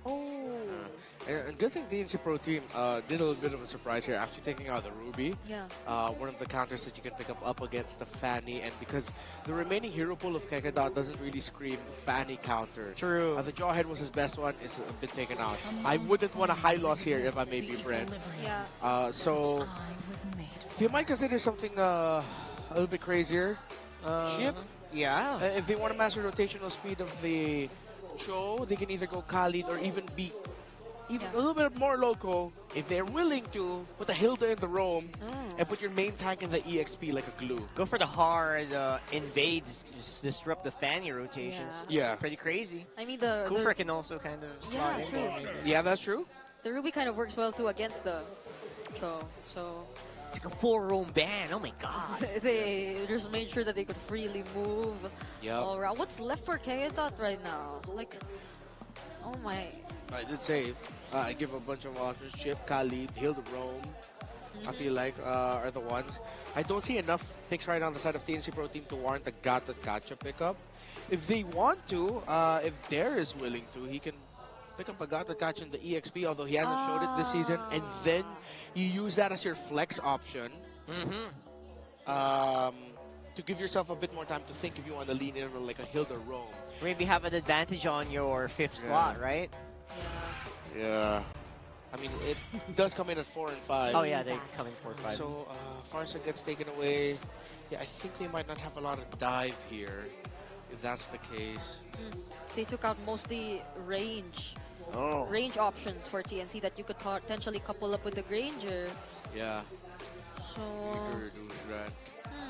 I like the way that TNC drafted at least, making sure to as well. It's very heavy physical, so Lancey's gonna have a lot of slack to pick up in terms of doing magic damage for this lineup. There's the glue you're talking about. Yeah, but it was taken away by TNC Pro Team, and that's a good read because now you're out of some of the best options that you can go for. They're gonna lean towards picking up like the Edith Lucas. They can lean on the Barat's EXP they picked up, but won't be enough. It's a Fanny that you're up against. You're gonna have to slot in a Hilda into this draft. You can go Hilda Rome CC EXP, and just accept the fact that you're not going to be dueling in lane as a CC. You're just going to try to clear as fast as you can and then just joining the rest of the squad. But in terms of tankability, the Glue wins that. So far, it's looking right now, TNC has drafted AP Brand into a corner. Yeah, if even they decide to go for tanky heroes too, like the Hylos, then that'll lessen their crowd control and overall, and it's slow. So at least they get the Hilda and still opt for the Gatot Kacha. Okay. All right. Redmar literally called that 100% as it was. That's actually as good as it gets, I think, for AP Brand. Yep. And like I mentioned, Lancey kind of needs a really hard-hitting mage here. Valentina feels like, I'm not sure. There's a Jushin, but Yeah, the Jushin's still good. Yeah, it's pretty good, especially for a lot of melee range heroes. Yeah, there's not like a hard assassin that'll mess you up. Okay. There it is. There it is. This So, is beautiful. Yeah, it seems like they're really doubling down on the physical damage. Man, TNC drafted crazy today. I'm leaning towards TNC Pro Team in the draft, just in the draft specifically. They can take control of the center of the map relatively well. 3 Martisi can be like old 3 Martisi and be annoying with a glue. Not necessarily like with dealing damage, but you have a very strong presence. You provide space for the Granger, enough presence for the Fanny through the Cho and the Juice in the center of the map. Meanwhile, AP Brand, they have their work cut out for them. Feels like everything was really laid out for our debut jungler here in Coil. I hope they can maximize it, because right now AP Brand, if you make a mistake, this lineup can really punish hard as well. 4 flickers for TNC too. Exactly. Only Shizu got to pick up the Purify among everyone else. Let's load up into game number 1 here for TNC Pro Team versus AP Brand. This is going to be fun times. We're back on the rotation here. And I would say that TNC really won hard on the draft. Let's see if they can execute it well, though. See how what AP Brand will do in the map to try and weather the storm a little bit. Quite literally, Benny Cutie did get a Savage with this Granger yesterday. It wasn't a win, though. It wasn't a game win. But that's still his best hero so far this season. And TNC play around it so well again in terms of providing space for it. Yeah. So at least we'll get to see how much can they maximize the presence of a Hilda too. Because as it's looking right now, 3 Martisi, even on the glue, I feel like he can really manage and prevent Dare from being as, I don't know, all over the map for TNC. That's very true. We're not going to see like a classic Free Martisi going crazy all the time because he is a glue, but he's going to have a lot of presence like Renmar said, and they could really use that for something, especially Dare's going to be stuck clearing these waves a lot. Yeah. All right, so Ko was able to get the gold crab up top. He's going to hit level 4 through his own golem. Take it out, force to dash out. Get something done here. Yeah, good control the center of the map for TNC Pro Team. They go to the bottom side. Oh, that was fast. They go for Dare, but James Banks was there as well, helping his XP laner back here in the Riverside. Though Lancey and Yawi, they're exchanging blows here with Kekadon and Chopskirt. Yeah, that's a cutthroat already used up by the Fanny. We'll have to be going for the purple buff first before this turtle starts. So AP Brand, I think they're just going to go ahead and start this turtle themselves. Yeah, they're waiting for it. You kind of have to, right? Especially if you're Coil, you're on the Fanny. Now they know you're Russian. What's the call going to be? They're not slowing down. Oh, is he going to use the split? There you go. James Banks, though, still secures the turtle for AP Bren.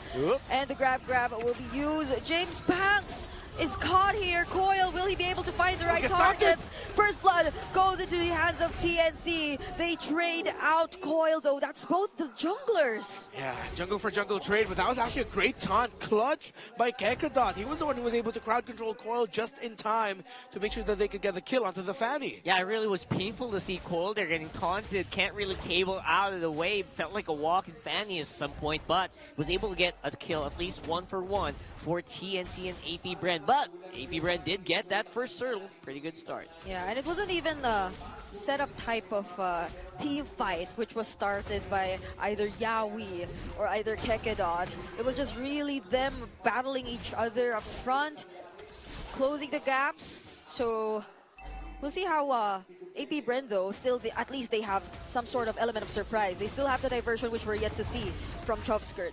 That's right. See if TNC will be able to find an opening somewhere that would allow Coil to get a kill and maybe start racking some things up. AP Brand not giving it the diversion. Oop. Here we go. Nice diversion into a bush. Okay, Lassie will be caught here. 4 members make sure that he gets taken out. There's Coil as well, using the cables. 3 Martizi, though, once again finds someone. And Betty Cutie's here to join everyone, followed up by the kick from Yawi. He takes down Chovskirt, and Yawi still survives. All right, interestingly, the rest of the team for TNC, you expect a lot of early game damage from them, but it feels like they're slowing down a little bit. So for TNC, the thing that 3 Martizi, I've liked his rotations and the fact that he was able to catch some people there. Yawi even adding more to the pickoff that 3 Martizi was able to do by supplementing it with a kick and a good rotation to the center of the map by Benny Cutie. So we might see a rinse and repeat of that from TNC Pro Team, and then through that, that's when they'll be able to let Coil start to rack in some kills. Yeah, it's been an unusual sequence so far for TNC, but it's working really well. At least they're getting even right now. Yeah, it's mostly 3 Martizi starting things up. And then Yawi's either there to look for other targets or to provide additional layers of crowd control for them. So AP Bryn got the first turtle. Let's see how this goes for now. Very tanky front line here for TNC. Feels like they can fight. But they are going to spot out Chovskirt, at least for now. Okay, now Yawi might just decide to start things up. Betty Cutie with the free hits. Takes down Chovskirt first, followed by Kekedot. Shizu's yet to use the Zaman Force, but they might not engage against TNC anymore. That's 2 down. AP Bren actually have to back off for now. But Yawi... And he reserved it for this moment. James Pax, though, will get to escape. And that's enough space created for Coil to take that turtle. Okay. Things are happening pretty fast for TNC. They're going 0 to 100 real quick here. Yeah, glue pickup is big. 3 Mar playing with it really well. Yawi and Lassie able to zone out. They've provided space for Ben QD. TNC Pro Team has won the first 5 minutes of this game. Ben QD feels like he's going to be so scary later on as well, right? Yeah. The way he's just power forming today. Yeah, every single time he decides to join in, he at least gets a kill. Oh no, that was a purple buff steal denied and unsuccessful for AP Brand. James Pax gets taken down. They will trade out Yawi. But that's big. That's massive right now for TNC. Yeah, it's a very good trade. A bit too early with the retribution. Lift up, Balanci. Shizu finally uses the Zaman Force. 3 Martizi gets left here alone, but he's too tanky. They're not able to deal with him just yet. There's here as well, but it seems like he'll just get to walk away. Wow, TNC Pro Team are playing around their power pick so well. So 3 Martizi went for the route of first building the Dreadnought armor and then just building the Radiant armor right after that sequence. Now for AP Bren, unfortunate James Pax's retribution was just a tad bit too early. Yeah. He thought he could even get it with a little bit of burn damage right after that, but no, it wasn't going to be enough. And he essentially leashed for Coil, who now has 2 kills to his name. Yeah, that was he's trying to go for the fadeaway, right? Pretty easily there, but looks like that's going to be non-negotiable here. Coil, though, caught in the rock in a hard place. Oh, does he still want to go for it? He wants to go for it. Fighting against 4 members. Right. Doesn't fully commit. Okay. Look at the guts on him. You got the moves, man. All right, I see you. Okay, Purify already forced for Shizu. Now he responds with the Zaman Force onto Yawi, but he will just dance around the walls to keep himself safe. And that's a battle spell. That's the Purify forced out for AP Brand. Yeah. Right now, okay, I think TNC Pro Team, this is good for them. 3 Martizi's in a perfect spot. Oh, look at the damage coming in from those bullets. The Rhapsody's no joke from Benny Cutie right now. This is what you mentioned, Rahar. I bet he hurts. It feels like Benny Q's just having a fun time here. Everyone's going crazy in front of Fremar and Yawi. Yeah, no one messed him up. People are forgetting the Granger exists, man. Yep. It's Life or Dare that he's yet to actually die. He also has 2 kills to his name, but it feels like he can only do so much. Now look at the damage. That's a flicker in from Team Martizi. And then they also latch the Way of the Dragon onto Kekedot. They have no problems in taking him out. Coil also survives that, even though he engaged against 4. And there, the split which landed once more onto Dare. This might be his actual first set of the game. And that will be it. There's a diversion that isn't fully committed. 3 Martisi, 2 walking Coil. in the middle of everyone and will be finally taken out. But that is the lateral Bang. coming in from Martisi 2. He really wants to proceed with the fight, and James back chasing after Yowie might just not be able to finish off the kill as he becomes the double kill for Coil. All right, we're getting into that situation where it feels like he's got a lot of bite to back up the bark here. And I'm loving what I'm seeing from TNC so far. Yeah, it seems like it's just not in the attitude that Coil reminded me of Fabian. It's how he plays as well. It's not pure highlights just yet. Oh my. But AP Brand, James Pang said, hey, TNC Pro Team welcomed us when we made their debut. Let's give them a welcome. But this is too warm a welcome, AP Brand. TNC Pro Team should not be beating you like this. I mean, he's just freely able to cable in and out of every single member of AP Bread. There's minimal crowd control that he could expect from them. It's probably just one successful taunt or unbreakable, but if that doesn't land, then he could just keep flying. That's the beauty of the Yowie Free Martisi, right? They're just so focused on these two guys. And everyone else can just do whatever they want, and it is working well. TNC right now almost 6,000 on the gold lead. Yep. This is why that pick by TNC Pro Team, picking up Glue in the 4th, ruined the draft of AP Brand and their potential plans. It was a fantastic pickup. And again, after the draft we mentioned, we were all leaning towards TNC Pro Team draft-wise. And game-wise, yeah, they have a better draft, and it's a draft that's way easier to pull off. The Juicing alone already messes up what the Gatakacha, the Hilda especially wants to do. The Glue can do so much to the lineup of AP Brand that the Hilda, in terms of what it brings to the table compared to the Glue, is not enough. Yep. That Jushin, which by the way made it all the way to last pick. True. For Amazing. TNC. And again, I have to commend TNC for being able to do that as well. That's pretty amazing.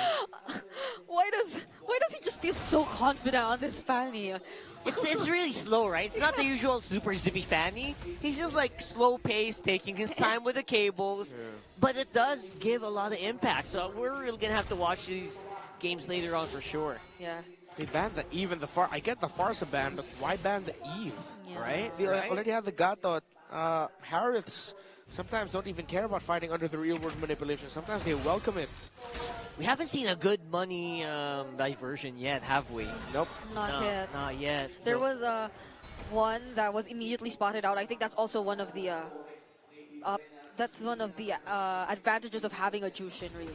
You can just always just scout the brushes with your Lantern players. Which is pretty insane when you think about it.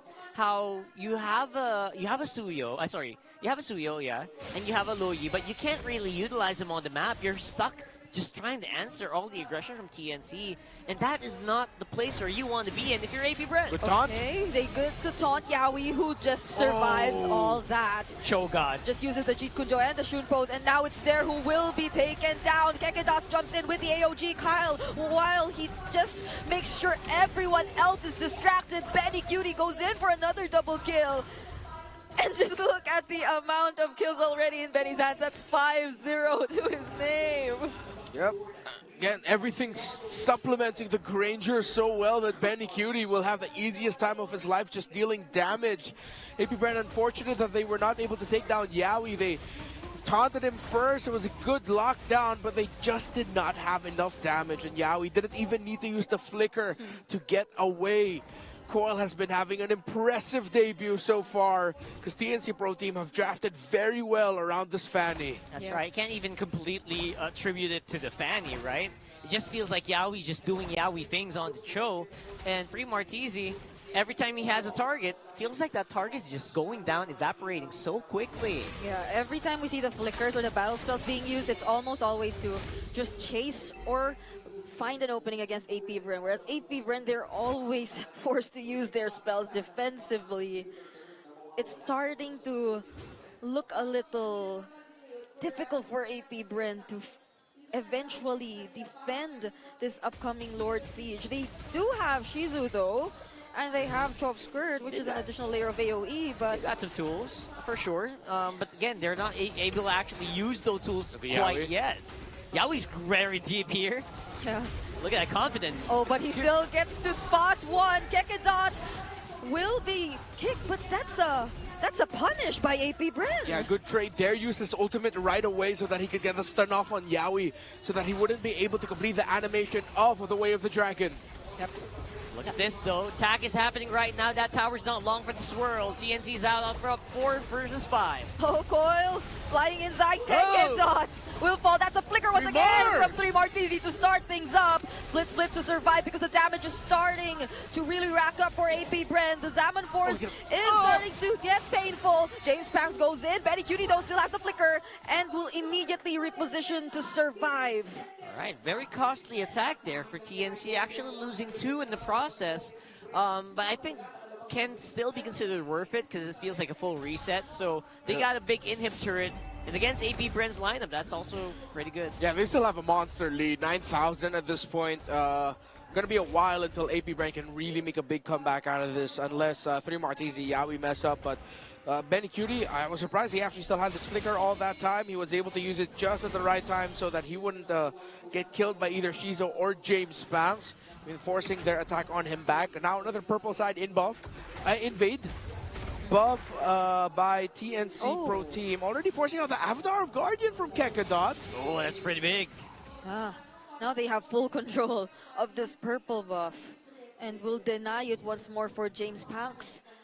This has been a very difficult game to farm for James Pangs, honestly. For sure. This is a tremendous game for TNC and a good start for Coil, but James Pangs, despite being touted as like the biggest hero here for AP Brand, feels like he's having a hard time just getting gold at this point, and for a good reason. TNC is looking fire, and look at the stacks on that guy. All right, 40. Benny Cutie was able to build up his Sky Piercer at 2 kills. So now he has 40 on him, 528 on the Granger. Looks like he is able to dish out, how many is that? It's like 5 or 6 Rhapsodies before he runs out of bullets too. Oh, Ko just picked up the Rose Gold Meteor as well. So if he does decide to go in again, even this against 4, he might be able to last a little longer. That's right. Here's another one. Very good waves managed already for TNC. It's pushing up on top. I don't think they want to rush it quite yet. Might buy some time for AP Brand to get into position to go ahead and contest this Lord. Yeah. At least they have all complete battle spells. They also have the Diversion ultimate, but every single brush is just being checked so well by Lancy. It's almost impossible to get to find a spot if you were Chovskirt. Diversion. Oh. They're using it already. Early on. Conceal though from Yaoi. Where is he going after? Oh, he lands the kick onto James Pangs! And now James Pangs might just get bursted down, but right before he does, the last hit on the Lord gets secured by Lancy instead. 3 Martisi trying to run away. He does survive, and Benny Cutie's now godlike. What a find by Yaoi. James Pangs didn't get taken down, but he could not retribution it just in time. A little bit too early for him, for Coil. Also missed the mark. It's actually Lancy who got the last hit onto that Lord. The diversion play by Chovskirt put Shizo in a better spot to fight, and a lot of damage was actually dished out by that Harith. Just not enough to send TNC back reeling. They can move forward with this. Going for broke. This is a classic AP Brand maneuver, but decides against it at the last minute, realizing that, you know what, we have a Lord walking up on bottom. Maybe we don't need to make a risky play just yet. Yep. TNC needs to be extra careful for this. They wouldn't want to make another mistake. That'll eventually allow AP Brand to catch up once again.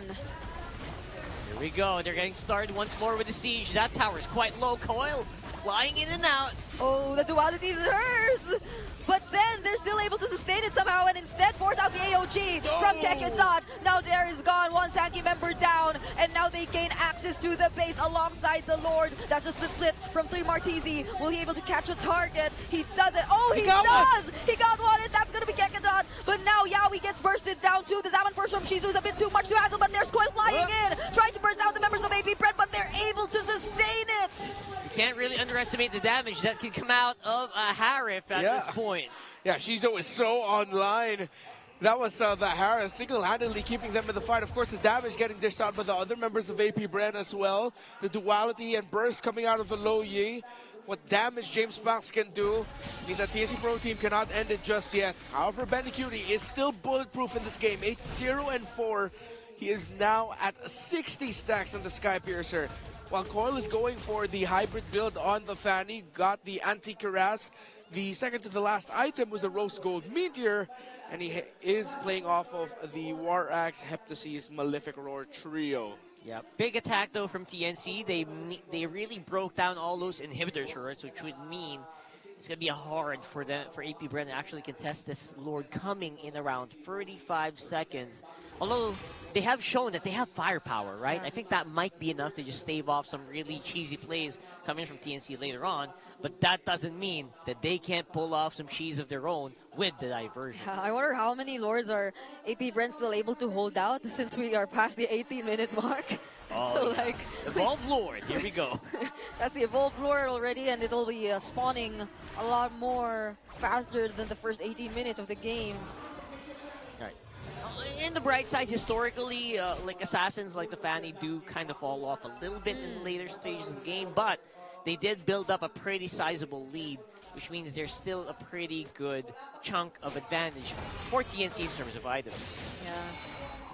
It's only that Shizu's lacking, I think, on not one last item, though. Yeah. So you can really feel the damage already coming in from him. Okay, let's see. Good control. Coil is up at the bottom of the map. I think he wants to maybe just move out the wave a little bit more. No information given. Where is Yaoi? That's what they're looking for. Yeah. Yaoi's positioning himself really well here. Lancy also making sure there isn't any diversion. Wow, this is so planned. They're forcing AP Bren, someone to go back and defend. It's going to be Shizo. That's going to be a lot of damage on the side of AP Bren. Gone for this one. Oh, boy. That's a brilliant move. Yeah. They finally spot Shizu still defending, but at least there's Trump Skirt though. AOG. There's the AOG already landed. Oh, Coil catches it actually, and they force him out of the Lord Pit. Now James Banks will try to contest it, but Coil still gets back and secures it for the team. And now there's the lateral players coming in from Lancy, jumping in as well. James Banks already popping his immortality, and Gekidon trying to buy some time to save his jungler, and he will successfully escape, but at the expense of Gekidon's life. Now Coil and Medicutie are already here in the mid lane, just focusing all their resources on the base. But Medicutie's immortality is finally popped, and he is shut down by Shizu. This has been a monster of a game. 20 minutes already. We thought TNC Pro Team could win it there, but two members of AP Bren are down. A minion wave crashing in. Lots of it for TNC and the Lord as well, but they don't have Medicutie. They will have to rely on the basic attacks of the Fanny to end it if they can. Very nice try here for TNC, but look at that. They're still fighting it off. 3 members remain for AP Bren. Split from 3 Martizi, but look at Shizu trying to defend his best. He gets scotched here by that split spin coming in from 3 Martizi though. And now they're eventually still able to defend this. No, don't force it, Lancy. What are you doing? What, Lancy? He's going for it. Oh, he's going for it. No way. Lancy all alone. No way. Oh, Lancy. Oh my god. Oh my. What an ending. Just when we thought we'd see a game where it would just be all TNC, AP Bren held on with so much, but TNC just had too much of a lead, too much minions, and they take game number 1. Welcome back, 3mar, and welcome to your season 15 debut, Coil. That was so chaotic. That was very chaotic. I gotta agree, TNC, they were really gunning for it. They really wanted the game to end the game right there and right then. It was 20 minutes, but man, it still felt like anyone's game here at that point. Shizu did so much, honestly, to like keep AP Bren in the game. That was one of the most, how do I say this, impressive Harith performances. It looked like a one man who didn't want to give up on the possibility of them winning. Yeah. It's just that at that point it was way too much happening. Medicutie only suffered 1 death there. Coil did a fantastic job. Again, this is why I'm a glue guy. This is why you're a glue guy. 3 Martizi was, what did we mention? 3 Martizi can be annoying in this glue, and the glue was such a big problem. Every team fight, every sequence for AP Bren. Yeah, 100% that glue, and of course the show from Yaoi actually helped so much in making sure they had such good early game control here, so that, you know, Coil could have a really good wind up he could really get those objectives quite easily, and he could assassinate people without worrying too much about his own safety. Yeah, it was constantly 3-mar on the front. Yeah. And sometimes it even came to certain points where Coil was the one separating the rest of the members of AP Bren. Yeah. And he does it really well. And Lancy for the last finish. Zushin, normal attacker, base defender, base breaker, the breaker of bases. Aww. Oh my goodness. And he's going to be your MVP as well. Very well deserved. Yeah, he was even able to give a bit of highlight there onto Coil. That must have been a scramble of a call there by TNC Pro Team. But Lancy saw, he's like, wait a minute, there's a lot of minions here. I think I can. Yeah. This brings us back to the time when they adjusted the damage on the base. Right. They even had a name for that. Like all heroes are equal in front of the base or something like that. Yeah. So like even the mages could just keep throwing attacks. The basic attack. Yeah, if they wanted that's to. Why. The little Zushin that could. That's Yeah. Lancy for you. Yeah. Cool. Good for him. And of course, he did read the situation. They did have enough minion waves there. And all throughout, the Juicing that eventually got through in the draft as the last pick proved to be the perfect partnership with the Glue and then the Cho as well, with how much annoying presence it gave for every team fight. AP Bren always had to think twice about, oh, are we getting hit by the Juicing, the Lantern? Where's this Juicing now? Can we actually take her down? But then she has a flicker. She has, of course, the dash with the Crimson Beacon to be able to get away as well, the blink. So it was just, it felt like an oversight on the side of AP Bren that they decided to commit a ban onto the Eve instead of the Juicing. A Juicing Farsa last 2 bans for them would have been perfect. Banning out the Eve and Farsa meant that the Juicing got through and it became the MVP. Yeah, the priority for the banning, we're really going to have to review that later on, because it really did impact that beautifully. The Glue, the Cho, and the Zushin, that front line was insane. It was so hard to penetrate. It was also very difficult to play around them because they would also be able to chase you down. Imagine the Jushin just literally, I think this is the guy who welcomed everyone. It's like, oh yeah. It's okay if you just keep trying to dive in or get close with the members of TNC, because the Lantern players will be constantly there to ensure that somehow they'll find a way to punish you, if not engage, and always almost successfully pick you off. And there was some massive bounty Shizu was able to get off of Benecutie there, but really, Lancy just walked straight for the base. I really like, all right, so basic attack and the minion waves, because James Banks turned his attention for Lancy just a bit. The minion waves decided to stop targeting the Suyo and went for the base instead. It was a tough call. Dare I say, James Banks should have just committed into the minion waves and see what he could have done there.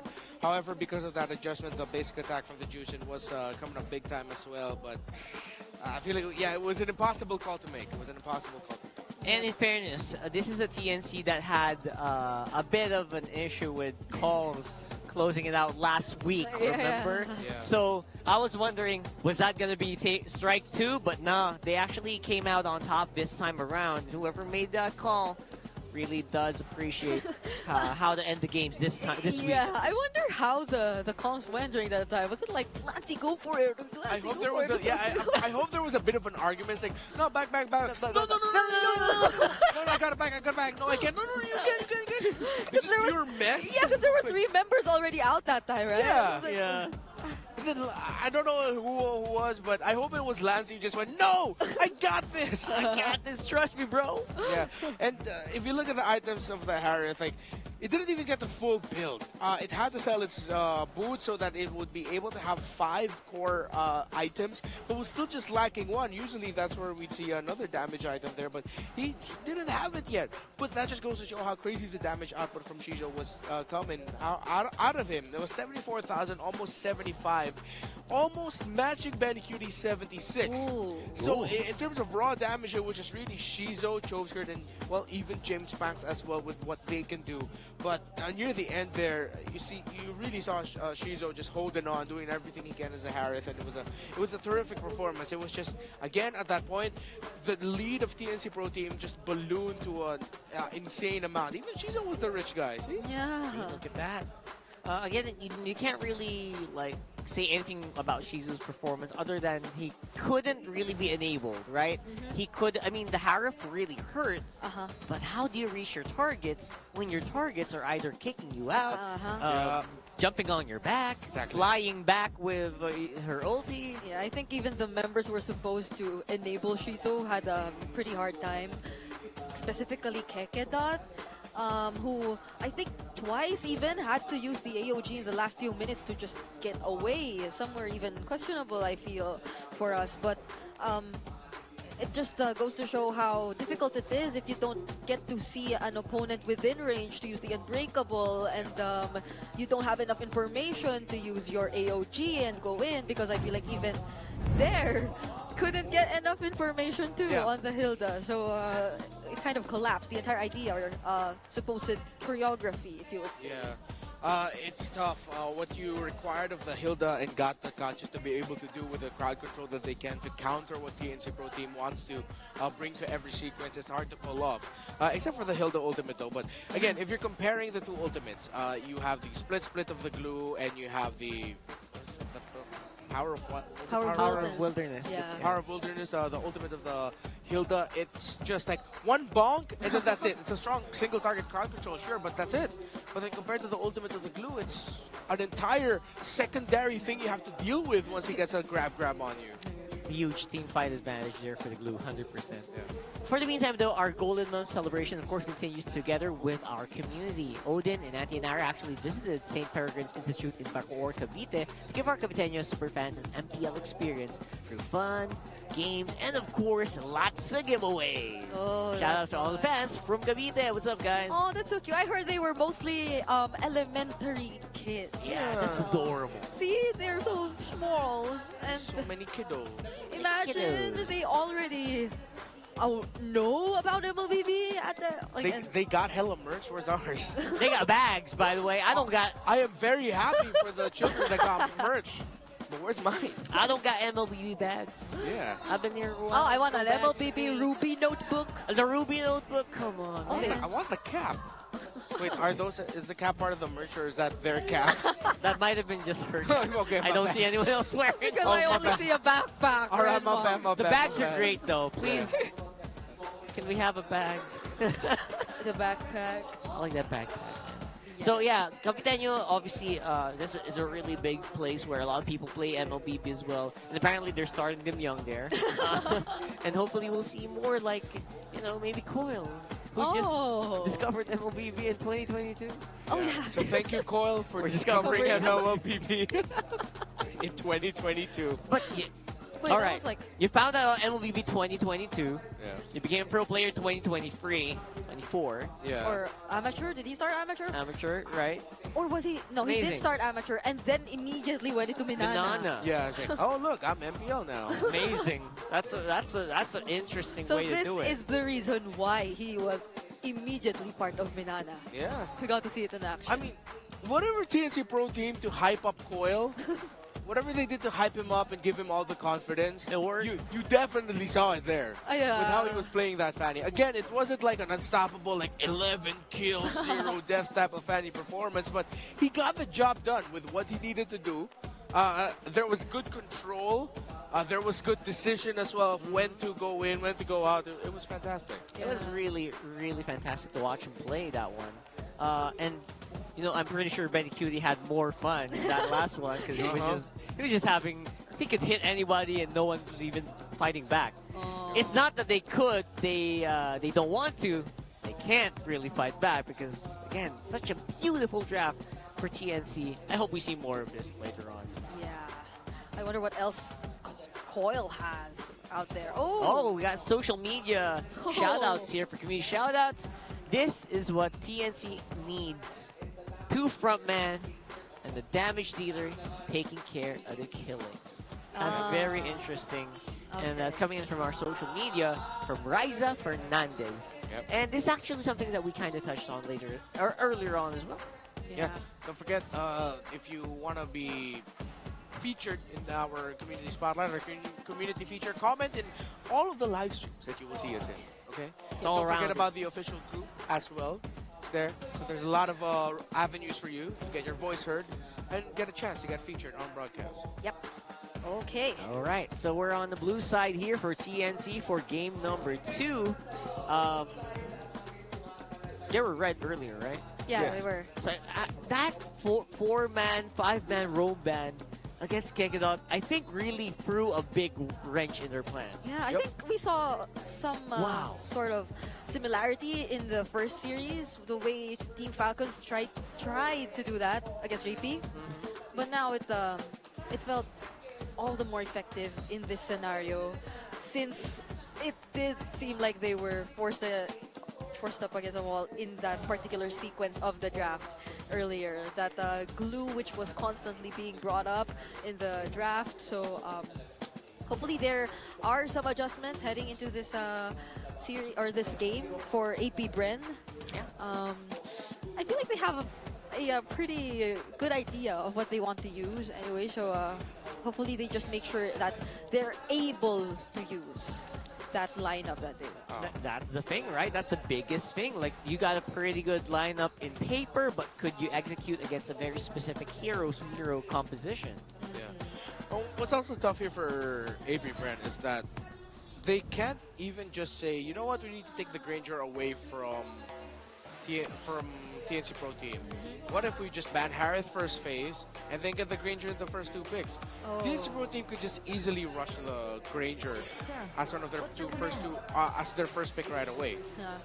This is probably gonna be a Badang again, right? It feels like it. I think historically Dare has just had so much fun on the Badang, even gaining wins from behind. That's how much Badang and Dare just works together. So it's quite similar to the earlier bands. They just literally switched sides if that were to be the case. Well, I mean, this time around the Fanny is taken out. Although I do hope we get to see I want to see Coil in a high I mean, already earlier I mentioned the James Banks maybe, but this time I want to see it with him. Or a Joy. Or Hanzo? Oh yeah, Hanzo, please. Oh, okay, there you There's go. the Badang. So earlier this slot was either the Hanzo or the Fovius band. Yeah. But now it's for TNC. The Kalea. Let's see if AP Bren will open it up. Or the Juice in. I mean, I don't think the TNC Pro Team will rush pick the Juice in. AP Bren might actually open that instead. All right. So the Kalea is the question here. Or will it still be a usual chip red side ban? Or the Harith. Or the yes, possibly, right? Although again, so many things are. It feels like so many things are on the table here still. Yeah. Okay. Good respect. Now you take out the Jawhead and the Cho. Okay, now this time around, it seems like it's Yaoi's options getting minimized here. Yeah. Yaoi. So if we were to follow the typical trades, though, it's either the gold or the jungle trades that are supposedly gonna get picked up here. I think there was only one draft ever so far where we were surprised by a very different first pick, which was the Jawhead from AP Bren. Yep. When that's currently banned out. Kalea. Okay. Oh yeah, right. It's really good that we got a Kalea, by the way. Because it feels like, 43% win rate. I think Kalea lost once more. It's not 50-50. All right. So, I was about to say, Kalea just feels like a Cho on steroids, right? Yeah. So, it feels like, we can still have a lot of fun with this hero. It's a Cho on water. Cho on water. Yeah, it's a Cho that's well hydrated. Cho is clearly very dehydrated. With a little bit of caffeine, maybe, on that water. Yeah. Maybe. All right, so strong physical burst for AP Brand. There was a Suyo and the Granger. Meaning TNC Pro Team can lean towards the... You know what? Don't pick up your jungler just yet. I'm going to say this now. What if you don't commit the whole Joy trade? You know? Yeah. What if you pick up your jungler but you do something else? There's a Granger Harris, yeah. But what if you... Oh wait, no. With how Benny Cutie is really talking about it, I think they want to pick Benny Cutie's pick now. Oh. They want that Harif, yo. Yeah. Oh, Aw. but like how often do we see the Joy and the Harriet? Oh, None of the above. Wow. It doesn't happen. Okay. Yeah. So we're saving the pick for Benny Cutie later. We wait and see what AP Brand brings to the table first. Personally, I love this. I love the Kale. I love the Loyi working together. They're going to be able to really, if they can combo it well, Yeah, they what can if- time it well. Yeah, what if we I've seen see some clips. Some Yeah. okay, interesting interactions later on with the Kalea and the Luigi. Special delivery all the way into the bay. Oh my god. You mean they're gonna every Yaoi grabs the diversion so far away. That's overkill for one pick Okay, off. okay. Well, how about they just Let's do it. no? How What? about something else? Something a little not too over. I mean, there's a. Could it be possible for the title strike to be launched after the diversion? That's a surprise knockup. Wait, so the moment when the animation land, no, it's just You have the to other teams can avoid it. Yeah. Yeah, you have to grip them first, right? No, she's talking about the jump. Yeah, the title jump. strike. Yeah, Right, when right. she jumps up, and then when you land right when the animation. That's a bit too much. Yeah, Let's that's a bit see, too much. let's see. Okay, never That's a I'm bit too excited. much. If I know TNC, I know the players here. So many mechanics. They can be very flashy. Yaoi personally has made so many highlights all throughout his career. Uh-huh. I am ready for another one. If not, it's okay, Yaoi. Yeah. It's okay. But we're here for it if it Ah. does happen. And on the other side, it might be harder to do that Kalea thing if the enemy is a Tigreal. So maybe that's something we can check out later on. How well can this work Yep. if the Tigreal is there ready to kind of fight back? Will they ban out the Harriet here? Can we see a different goal lane? If it's not the Harris, it's probably just gonna be not a Beatrix even, like a carry or an Aerithel. Or maybe they don't want to get the Harriet. Maybe. Yeah, That's a lot of magic damage already. We're talking about new ways of exploring the meta. Come on, let's Already be have real. Kalea. Let's be real. It's just gonna be a carry. It's going to be a carry. As much as I want to see Beatrix. Just destroy that Tigreal. Just makes so much more sense. But Beatrix, I would love to see. I would love to see the Beatrix. I hope they can hear us right now. I can so. try yelling it. I mean, No, I don't. I'm not gonna do that. You know, we have time. We'll talk, Renmark, that you run up to there and yell into their face. Beatrix! I'm pretty sure I'm gonna get fined if I do You that. probably will get fined, but yes. I'm not gonna do that. Just for that. I'm not gonna run up to coach and say, "Hey, Hey! Hey, I can just coach imagine. send me, come on, give the Beatrix." just maybe. There's Awesome pick. mage bans. Off his gun, of the guns. You guys pick up the glue now. Come on. Oh. Blue's becoming really top tier, especially on the win rate and the usage rate here. Yeah. The theme of the day so far, or at least based from the first series, is that the revenge hasn't been as successful. nice. Oh, okay. Ooh, Sicilian, I like this. And if they go for glue as a last pick, very good combo. But I wonder if 3 Mars is gonna pick up the glue again too. Yeah, let's see. Could be. Free Marfings, right? Free Marfings. I think Yeah. it would really suit him to kind of just go for a more aggressive hero like a glue. But then again, he has shown he can be a bit more defensive. Maybe he can pick up the Gatot Kacha just in case, so he can kind of just have something to fight toe-to-toe against the Tigreal setups if the Tigreal does decide to go Implosion. Yeah. I do want the blue though. Everyone wants to see that glue, right? I don't think this Kalea is gonna go to the EXP lane. Yeah. I So like just so Yaoi has some additional company. Oh! There you go. See, it's the Bruno again, but not the Beatrix. We're always so close, yet not seeing it. Anyway. I guess Sicilian though. That'd be a tough ask. And then we're back to the whole Bruno Granger trade, although there is a Joy on the other side, but it is a Tigreal. I'm liking AP Brent's odds here a little bit better now, but it boils down to this EXP pick. What does their pick here? There's the... It's gonna be a similar scenario of again if he picks up the Hilda, and Yeah. might not be an easy job. But this time around, I mean, Oh, They go for Ruby. Whoa. Ruby EXP. XP. All right, this is very interesting. And Dare has been known to be really, he moves a little bit differently compared to other XP laners, so kind of fits the narrative, I guess. But it still feels like TNC coming out with a pretty good comp. Yeah, this is gonna be hard for the Joy. Oh, going in for the Joy, you're right. Yeah, with the Tigreal, the Ruby, entry for Joy is gonna be tough. You don't have crowd control immunity anymore, right? Yeah, it's the question of, will TNC even be able to help out the Glue when they go forward? I think we might get another game 3. I'm gonna say it as early as now. Why do you look at me like that? All right, I mean, not completely counting Coil out. Yeah. Don't forget, we haven't seen him watch. We haven't seen him play the Joy yet. Yeah, and if you were to think of it, like how often do we still see this Glue Ruby matchup?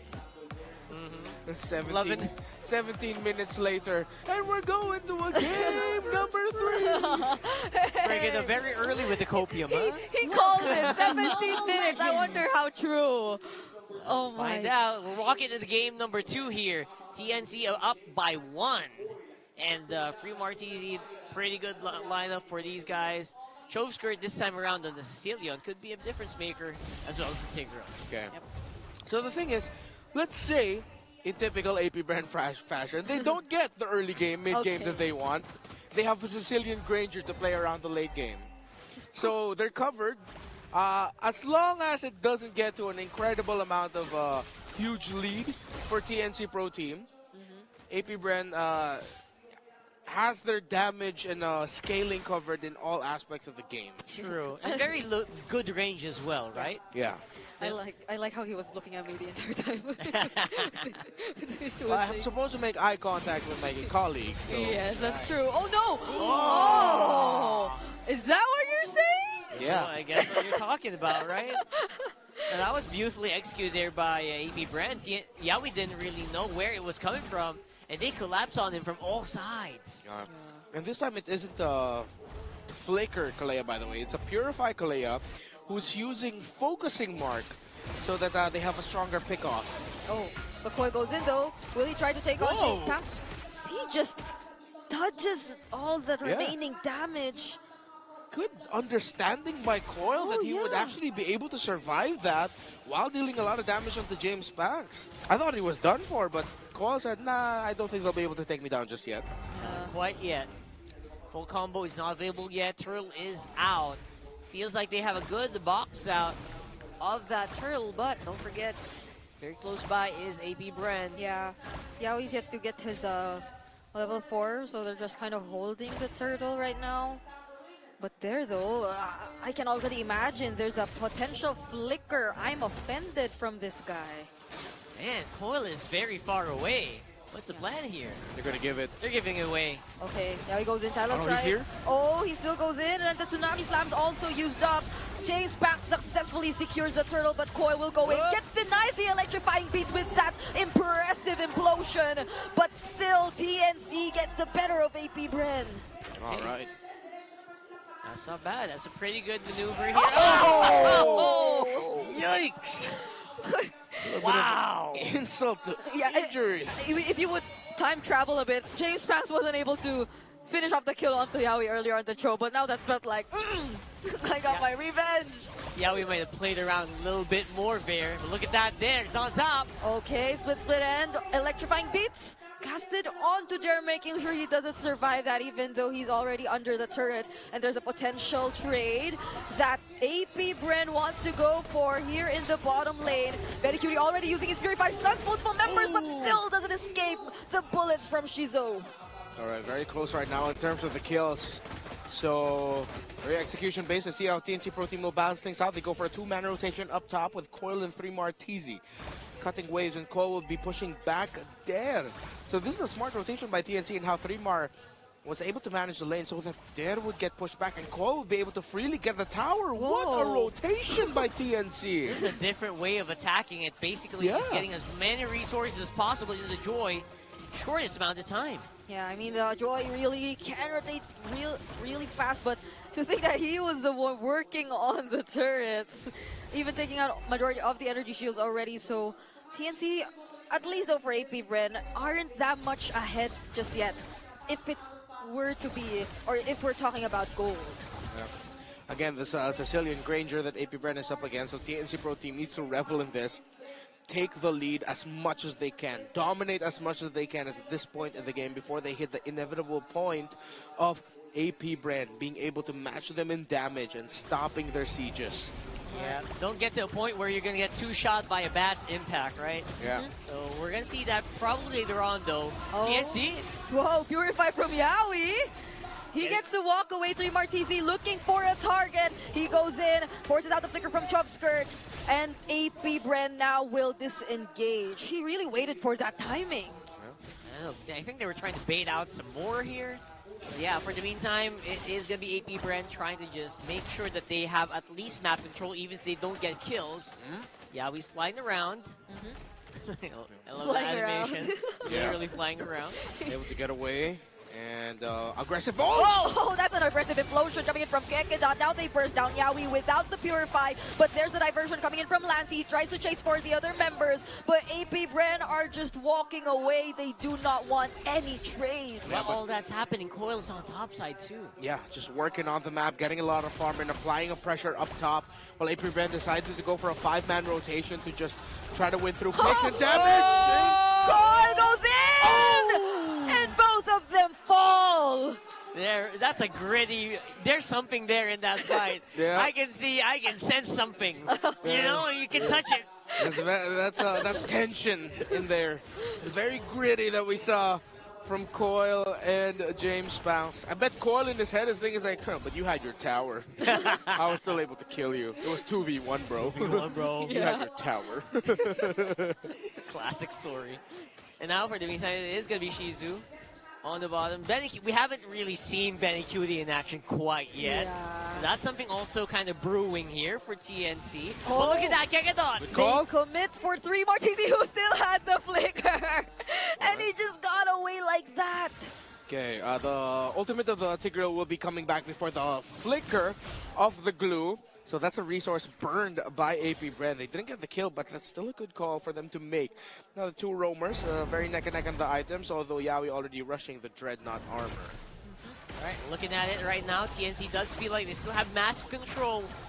Kekedot, AP Bren looking for an opening. Look at that! Multiple members of AP Bren get knocked up, and without the implosion, they weren't able to set up things for themselves prior to that objective. Yeah, AP Bren were trying to open up the map a bit more. They sent James Spanks up top, but he's not going to be able to get a push in with the tower, while TNC Pro Team will break another here at the bottom. Oh, 2-man knockup once again. Coming in from Yawi, but they just walk away after successfully securing the tier 1 turret down bot. 3 Martizi right now on this 2-0-1. I feel like he's a much bigger problem, more than a normal glue would be. Yeah, it's true. I still think, which is why a lot of attention is being used or poured onto him. He almost survives that, but at least AP Bren had the necessary damage already to take him out. But Coil, will he still go in? Doesn't risk it anymore, but that's some sort of shutdown from AP Bren onto 3 Martizi. Oh, Tsunami Slam used onto Kekedot. They're not done just yet. They burst him down. He tries to walk away, but there's one more ball coming in from Benny Cutie, and Coil on the other side, taking down Shizu. Look at that, the outmaneuver out of Coil here. Beautifully taking out Shizu, not even allowing Shizu to join that fight. Great targeting by Coil, and very welcome addition to the squad. He slotted him in perfectly with the rest of them. Zyda has been impressive, but wow, Coil, good for you, young man. Yeah, Zyda, I think he was really impressive, especially when it came to the retribution battles. But overall, TNC now and their dominance in just engaging every now and then in the team fights, led by Coil. It's massive for them. Yawi though goes in. Tsunami Slam uses it onto Dirt, and there's 3 Martizi with an additional layer. Stun. Coil again, finding the targets from the back lines, and Kekedot will not survive this too. Coil with a sliver of HP will get out alive, and that's 4 members taken out of AP Bren. I am seeing a pattern here. If you guys don't notice, the whole fight, no one really cared about Benny Cutie. I am seeing a pattern here for TNC Pro Team, and I gotta say, it's good. It looks good. Oh, TNC Pro Team did not respect the backline dive right away coming out from the Joy. Let's go back to the instant replay. 3 more TZ was already spotted out there. Okay, so they decided to focus there. But Coil just dived to the back.